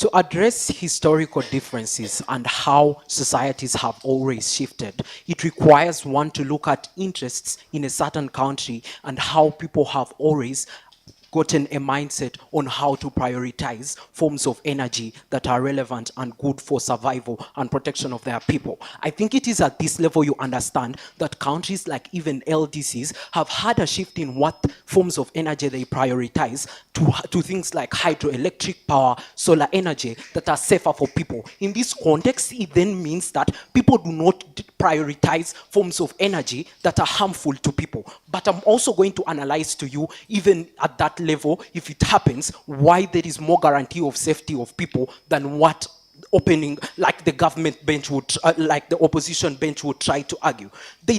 Opposition tells us that, oh look, the matters that are concerning the environment are generally those that are global. I think in this context, the mindset of being global is as regards how people push different goals on attaining them. But when Uganda does a role in like prioritizing its NEN and Kenya does the same, I think that in itself becomes a global like benefit, because anyways the overall benefits that then come along affect the entire scope, not necessarily one state. I'm also going to prove to you why that becomes that way. I think you needed to pay more attention to what the opening from my side tells you, that looking at most of the sectors and like within a country, in line with what is technology, the industries, how people operate and what people run, you ought to look at the form of energy people use in order to survive in such a state. When Uganda ignores hydroelectric power and maybe 40% of the population have access to it, you cannot attain your goal of mitigating and reducing things like carbon that are put into like the air, because anyways people lack capacity to having access to those forms of energy that are important. Why you ought then to prioritize this side is that you make things very cheap, that even the industries that come into your country are those that are in line with energy that doesn't harm your people. It looks like if you're to bring in a country from China, it will find like power cheaper, which means that then you ease things like having access to electronic like vehicles and motorcycles that people use, because that's the form of structure and status you've created. On a comparative, when you generally look at global scale and only prioritize those global goals, the thing is that we've seen that even those that are most contributing to the problem that is happening are hypocrites. When you look at United States of America, when Trump was in power, he decided to opt out of the Paris Agreement. It shows you that even what you would desire to prioritize, those at the top are not really ready to give it their level best, and there is a lot of inconsistency at the top. It means at individual level of development, because you have a desire that needs to protect your people, you then have more guarantee that if problems were to happen and they are resulting from your own state, you have a better situation of protecting your people, not waiting for United States of America to come and establish certain systems to make your people better. They will come and argue that, oh, you see, the countries that contribute most and are are countries that are maybe developed. I think something you then still understand at that level, that countries like Japan that have had a shift in the form of energy, when they continuously prioritize and use things like renewable energy, it becomes very good for the world. Because even the industries then they continue to establish, or things like materials they send into Africa or least developed countries are those that are safer to use. What do I mean?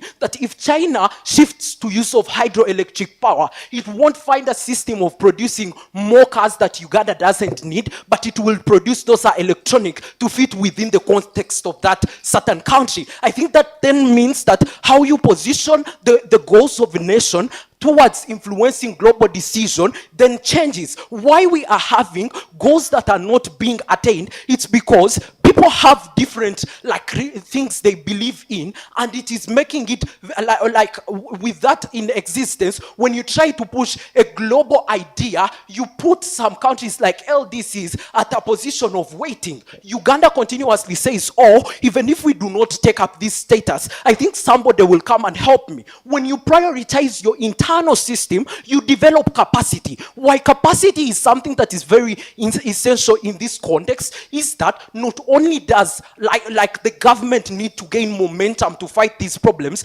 but even the people. When I do not find a reason to use firewood, I shan't find problems that come from cutting down trees. The idea is then I will be using a better form of energy that is cheaper to have access to your POI.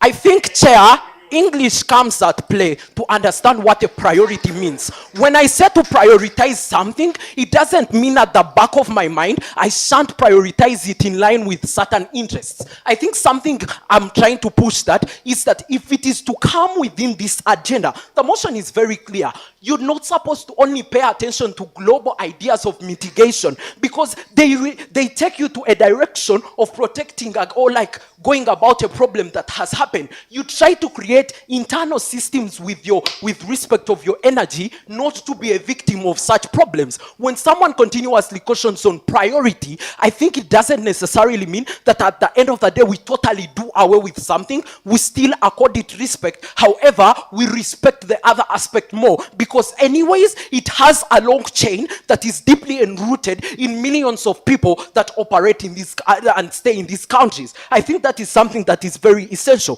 When you look at protection and attainment of climate justice with industrial revolution and how it happened, when some countries continuously try to sit back and wait for a global call to happen, anyways developed states would continue to front agendas that favor them at the expense of these individuals that are in LDCs. Why that is bad is that you worsen your position and you never get momentum to ever go away from that problem, but rather they utilize you as a source of more money in implementing those global policies. I beg to rest.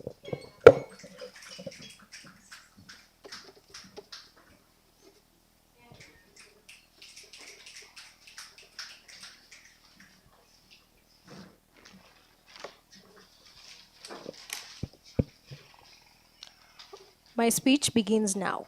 This House would prioritize national energy needs over collective global climate mitigation and adaptation goals. So basically, thus far from team government, we have clearly seen lack of proper motion interpretation. How? This House would prioritize. Let me take you furthermore. Needs over.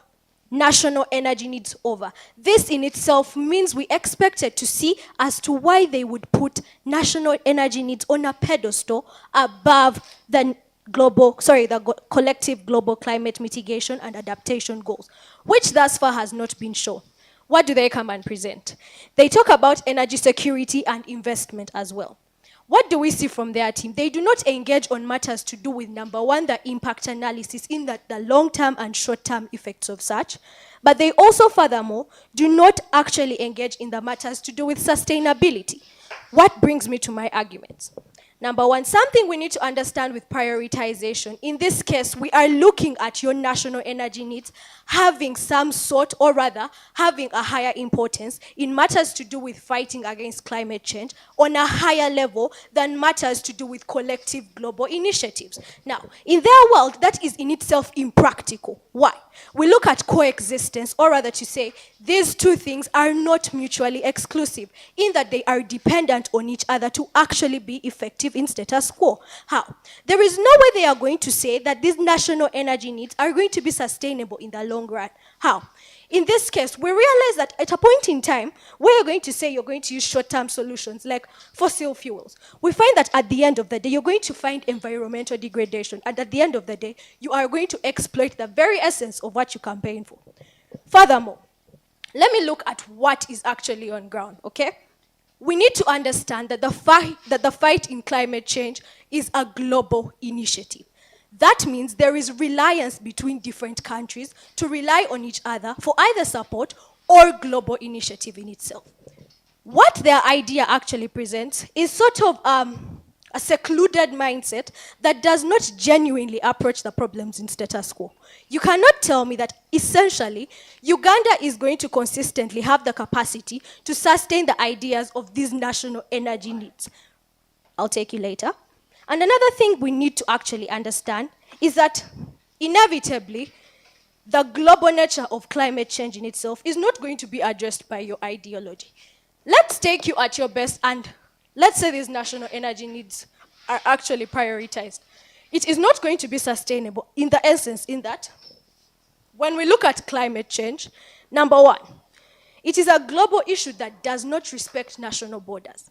Number two, it is an interconnected problem. And in the essence that you take on national security needs, you're going to ignore these interconnected systems between these different countries. And another thing you need to understand is the long-term analysis. This solution you bring is not actually sustainable. This is something you have failed to actually engage with. Something else I would like to highlight is that when we look at national energy needs, we need specific requirements that each country is actually taking on, which is impractical in status quo. How? Basically, what I am saying is this. Economic and social costs of climate inaction are actually detrimental. This draws me back to the long-term impact. What am I trying to say? The later cost for these countries to actually wake up and transition to greener policies will actually be detrimental to themselves because they opt to take on these national energy needs that are in the long run, as I emphasize, not sustainable. So, panel, I would like to draw down to these three things. Number one, the reality. Number two, sustainability versus a comprehensive approach. And lastly, the impact analysis, which basically they have failed to engage with. When we look at climate agreements like the Paris Agreement, we have seen that they have been designed to balance both developed and undeveloped countries. So when you look at dwelling on national security needs, you're not essentially actually going to have a global combative measure. Something, yes? If I align myself with a certain priority, does it mean I cannot get support from people who have similar interests? Not necessarily. But the problem comes in where you look at measures that are only going to fix your solutions at the moment, that do not have a long-sighted point of view.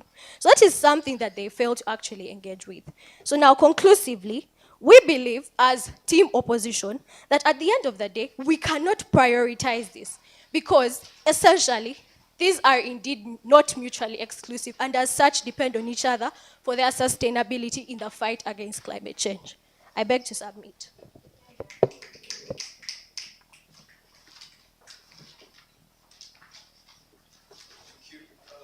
We'll turn to the second half of the debate.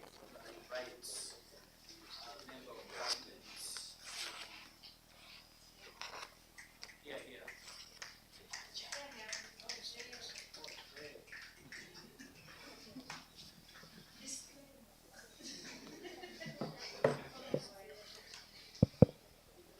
All right, according to the BP format or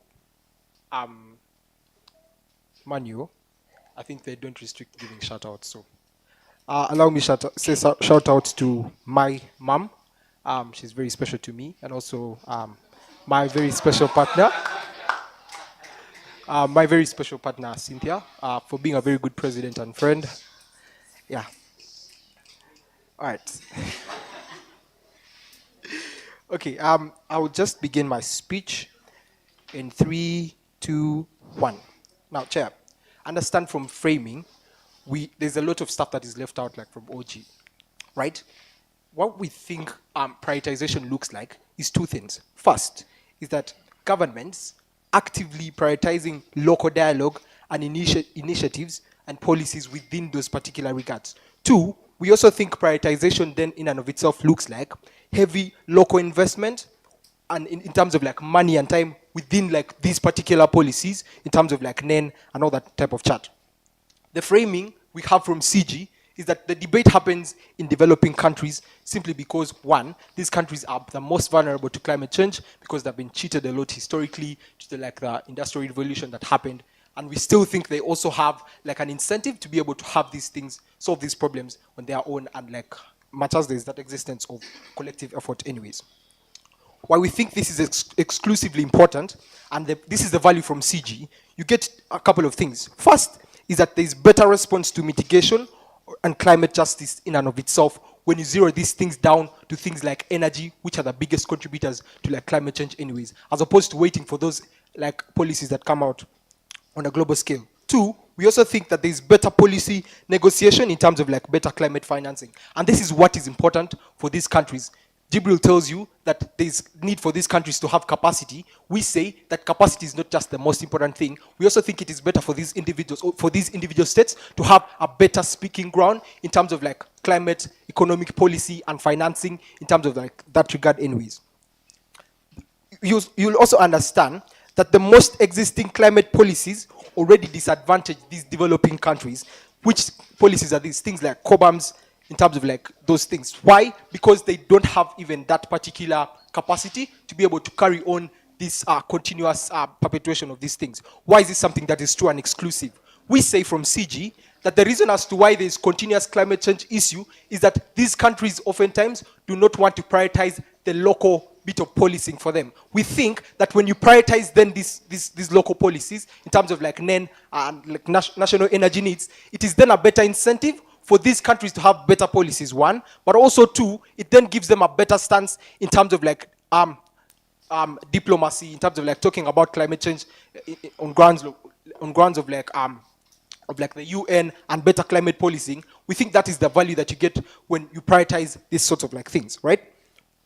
Also, you get to understand that the problem with prioritization of collective climate mitigation and adaptation goals on a global scale is simple. This is the thing. First is that these countries then ignore their domestic policies, right? Why is this true? Because there's like a less incentive for these domestic countries for mitigation, simply because they think that certain policies are going to work from maybe they're on a global scale. They do not want to speak to the problems that are like a breeze to them the most. They don't want to find solutions to the problems that they face like day in, day out, like in terms of like that regard anyways. Two, we also think that these global policies continue to prioritize climate action on a global scale. The problem with this is simple, that there is never prioritization of domestic policies, and also two, whatsoever impact then the global policies have, it seemingly does not help, because when these small countries do not have that capacity, or when they do not have these domestic policies like NEN, they don't like all that impact that you're likely to get from the global policies does not work out, simply because climate change is like a global issue. That means if you don't solve it here, that means whatsoever else you guys try to solve from the other side does not impact then the globe at the end of the day.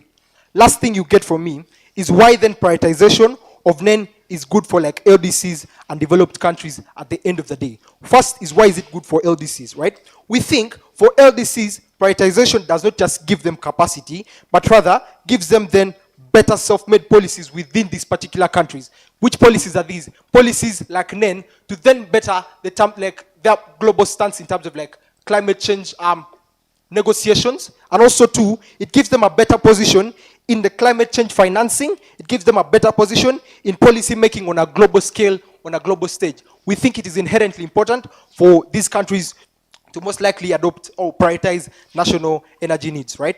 Now let's go to engagement. OO says that, these two policies are mutually exclusive. Like there's mutual exclusivity that exists. But also they go on and say that there's a likelihood of like coexistence within that particular regard. We think this is out of the debate simply because prioritization is prioritization. You either choose to front one and most likely put in more money in one policy over the other. What this inherently means is that they have to choose to prioritize one sort of like idea or policy in terms of them get and show why that is exclusively important in terms of like getting the benefits from that particular kind of like house, right? Why do we think like CG is the most relevant in the debate? We show you that these countries oftentimes have been faced with problems of climate change and are the most vulnerable. Why then they have an incentive to better is that when they have these policies within themselves, they have an incentive to better their position on a global scale in terms of like fighting climate change. Two, it also betters their position in terms of like negotiations for climate justice and also climate financing, because then you get things like capacity and all that type of chat that Jibril tries to tell you from his speech, right? Why do we think we are exclusively better than our opening, right? Opening comes and tells you that, the idea of prioritization of HEP and climate-friendly energy and all that type of chat. He also runs to impacts like accessibility and affordability without showing you clear mechanisms. The mechanism that you exclusively get from our side is that when these countries prioritize these particular policies, they then better put themselves in a better position in like on a global scale in terms of like financial climate justice negotiations, and also too, then their energy is then better abreast in terms of like better policing at the end of the day. I beg to rest my case. Thank you.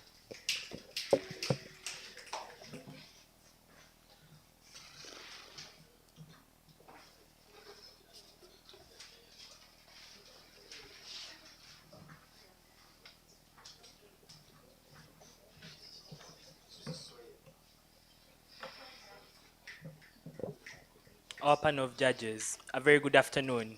My name is Harry, a member of the opposition in today's debate.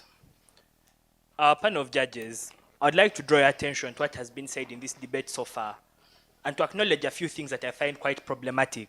One, the government, led by their prime minister, tries to draw a very soft line in what they are trying to prioritize. Energy needs, national energy needs, if that be the case. They come that they are only prioritizing energy needs and they bring in a fact of renewables. That's the only thing they are prioritizing. But I find this very problematic because in their whole spirit, they acknowledge one thing, that renewables are a global agenda. And therefore, they do not want to be seen stepping out of the global agenda. That's why their national priorities are being made to align with the global agenda. So therefore, I ask a question. If the global agenda and your national priorities are the same, can we say you're prioritizing your national priorities, or you're simply following the global agenda and trying to make it seem like you're doing something of your own? With that said, the leader of opposition came here smartly and addressed this clash. She asked, if prioritizing is making one thing better than the other, which the member of the government actually concedes to, that prioritization is indeed making one thing better than the other, then what exactly is your point in today's debate? And we ask the same question. What is your over those of the whole world? Again, we should understand that priority means giving something the upper hand. Therefore, in that very same spirit, drawing a soft line that you're going to follow the grand agenda in your own native way does not necessarily mean that you are prioritizing your own energy needs. It simply means that you're complying with a grander global agenda. So therefore, distinguished panelists, thank you very much for your time. I beg to conclude my case by saying climate change is collective and only collective action can work in such a fight. Thank you.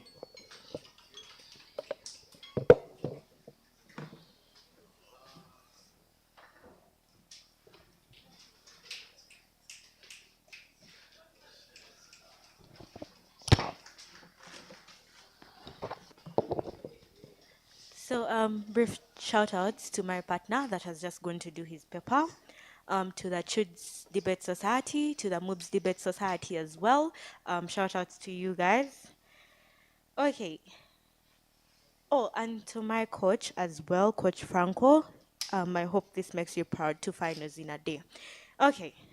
This house would prioritize national energy needs over collective global climate mitigation and adaptation approaches. In Henry's words, you just need one team out of all these 4 teams. So we are going to show you why that team can't be OG, why it can't be OO, and worse off, why it can't even be CO. CO decides to run the exact same premise of OO to say, oh, these things can coexist by virtue of the BP manual. In a policy debate that requires prioritization, you cannot in any way say you're going to have coexistence. That within itself disadvantages and becomes uncharitable to government bench. It means then you have a bigger burden to defend status quo or to defend the counterfactual. That means if we are prioritizing national energy, in the vast majority, what you have to do is to prioritize the counterfactual stipulated within the motion. They don't do that. Again, we just need to show you why CO is fourth in the debate. CO says these things already inherently align to like the global spectrum. I think Emma has been to like a bunch of COPs and different climate environments that where he has had to like negotiate on behalf of Uganda. Let's just show you what it looks like for you to develop something on a global scale. It means then that you sit down and take into consideration what independent nations need. You create a framework of that now becomes a global agenda to determine what burden every individual country has in terms of the responsibility that you have to respond to climate change, adaptation, mitigation, and the like. But I think OJ takes his time to explicitly show you what prioritization of national energy looks like. And this is what inherently differentiates us from OG. This is why OG is second in the debate. That clarity was important. That clarity looks like the prioritization of policies that eminently specialize within what is necessary for citizens. I'll take you in a bit. What is necessary for citizens? That means, to that extent, globalization says, oh, we all need to adapt to renewable sources of energy. That doesn't mean that everyone is going to adapt to that. Why? Because you don't prioritize it. You're much more likely going to say, oh, since they're going to give us money, for carbon taxing and all these other things that look like climate financing, you're going to choose to prioritize things like flooding because people are actively dying. But the reason as to why people are actively dying is because they are settling on landslides. They don't have alternatives. You don't prioritize that as a nation. You're cutting down trees to allow settlement. I'll take up your eye.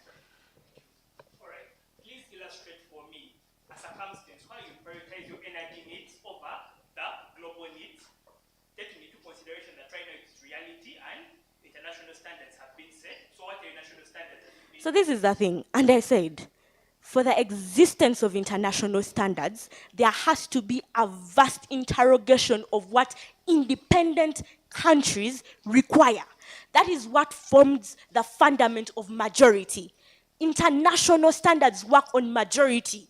That is the problem. We say, on national standard, there is specialization and tailor-made policies to what is essential to you. You draw accessibility nearer to the people. The problem with globalization is if I say your alternative is like to say biogas. As a country, you're now pushing yourself to create that alternative without considering whether the vast majority of the people can afford that alternative. Problem with this is you ignore, and this is the challenge that like policy negotiators like Denise, like Emma are facing. You ignore those local innovation incentives that they actually have because you want to prioritize. And that is why they never get things like funding from government to go and negotiate in places like COP and the like. They are struggling to get visas through organizations like UNFCCC that are able to fund them. National prioritization means you consider a person like Emma, you consider a climate negotiator like Denise that has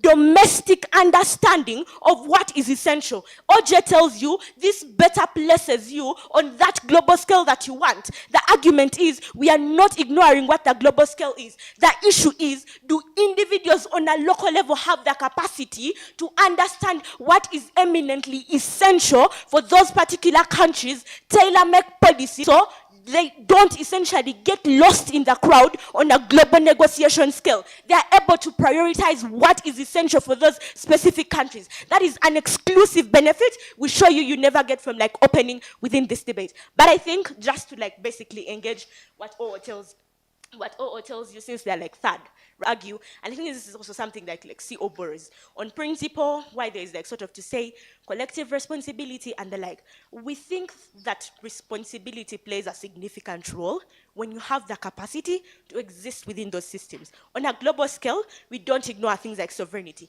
Those things still make sense. That means to that extent, for you to have the capacity to collectively contribute, to stand on your own, sustainability doesn't look like constant dependence. That can fly from OO. Sustainability largely looks like your ability to be independent, to solve the issues that revolve within your particular states. That is something you don't get. They want to argue on impact, why you have sustainability. We show you on engagement, why that never exists. Why do we have sustainability on our side? Because you're actively prioritizing local initiatives, because you're actively prioritizing things like local policy, you don't have to largely depend.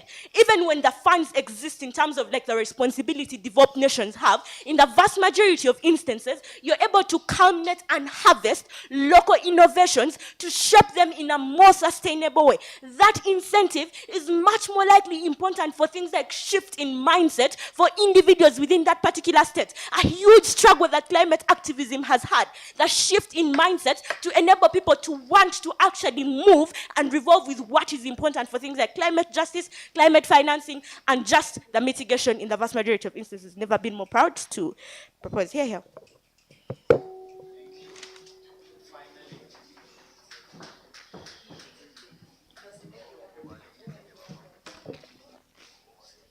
Good afternoon to all of us, judges of the day. I greet you. The great Caribbean musician, Bob Marley. Get up, stand up for your right. Get up, stand up, don't give up that fight. That's the fight we said when we are in AIDS. That's the fight we bring when we are talking about this issue of climate. I want to bring perspective and bring extension. I will bring AIDS and COVID-19. There writes a book and titles it Spillover. It brings to perspective how diseases and because of an element of climate change. That's why I want to bring them under the case of how they should of such a change.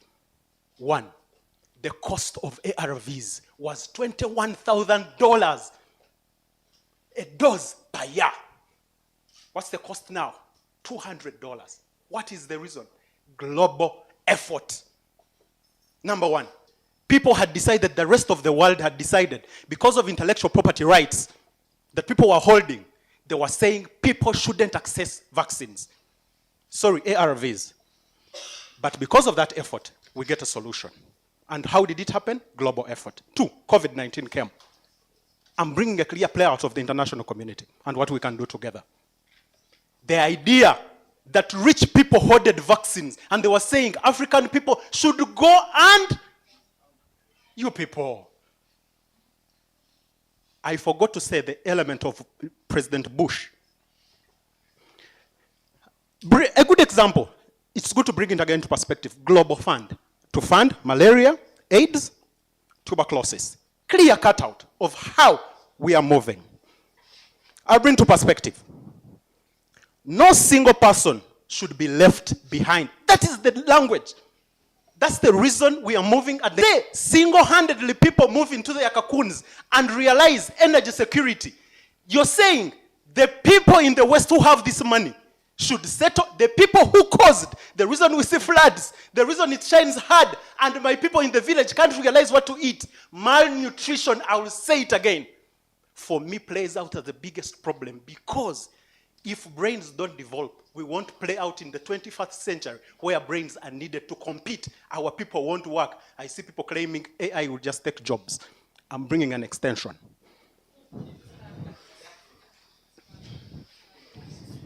How did we get here? How did we get here?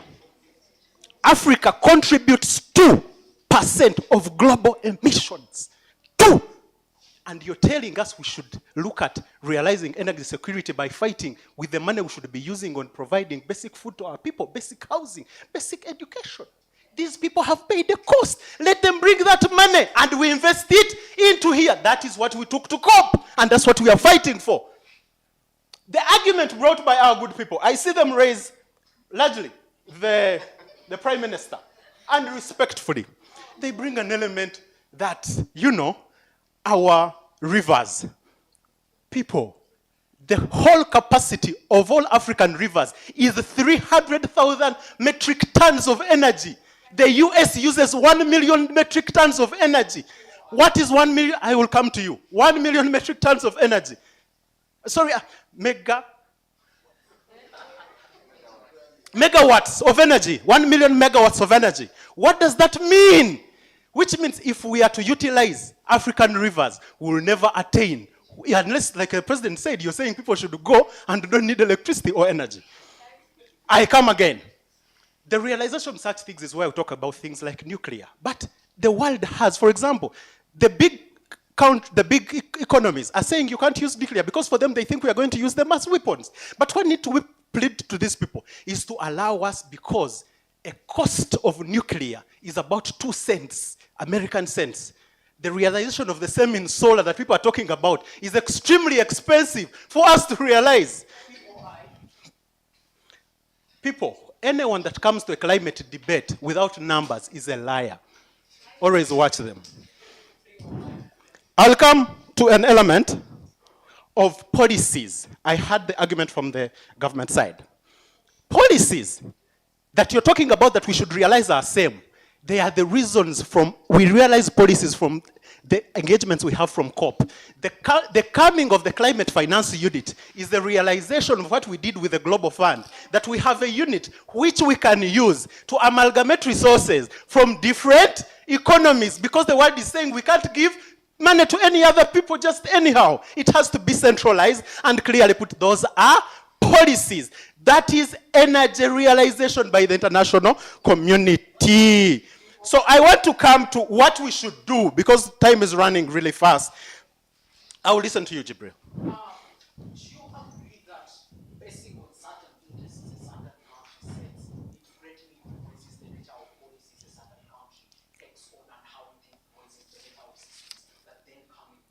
I will say this again. Anyone that comes to an energy debate, speak of the people that give us just papers. Speak with the reality. You're talking about bringing policies, but which policies? You're talking about to realize energy. You can't.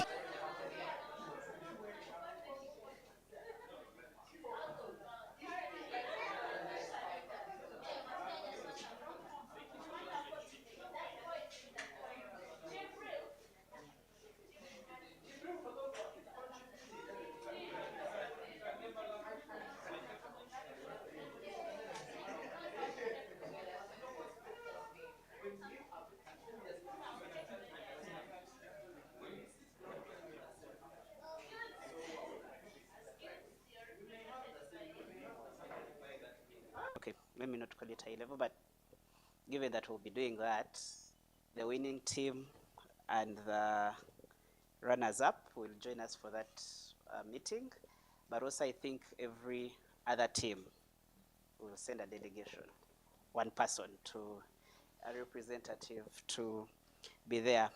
And that is when we intend to then award the winning teams, because we are going to be with some, I won't call them big people, but we want at least to have, because we've been with you since the trainings, yes.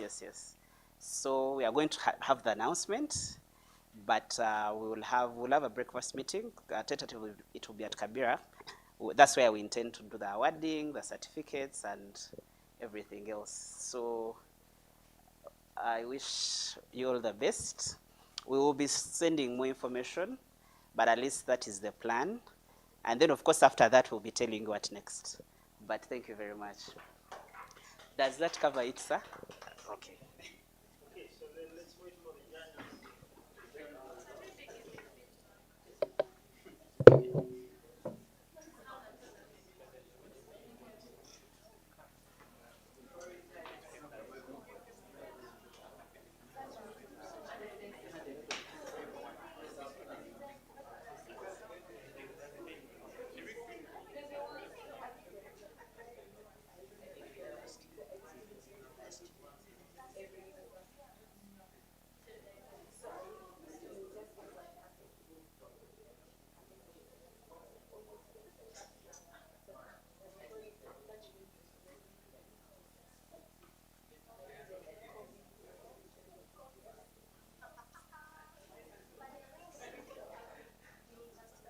I'm going to announce this ranking from number 4 up to the best.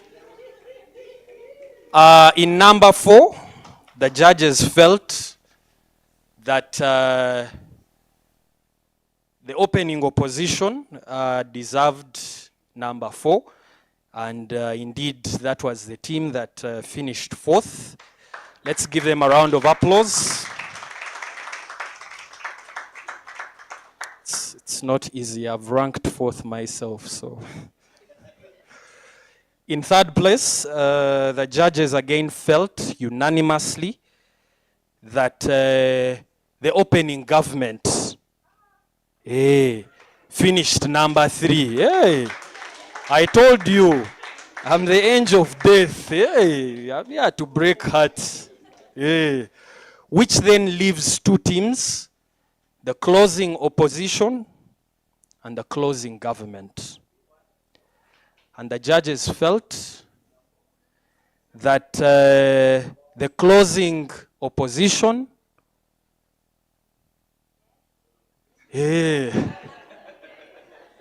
that the closing opposition did such a wonderful job and therefore deserved to finish as number 1, and the eventual winners of our debate series. Congratulations.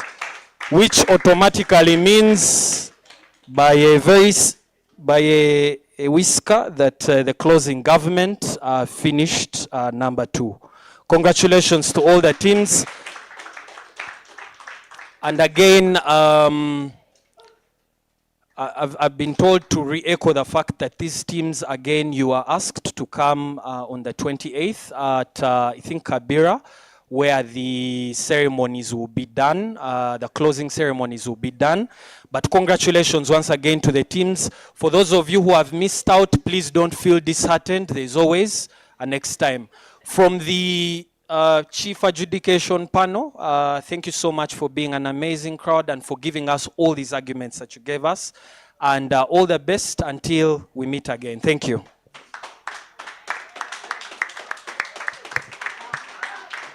Guys, we'll take one more photo at the rooftop because we all can't fit here. So we'll take one last group photo at the terrace, Wagulu. And after that,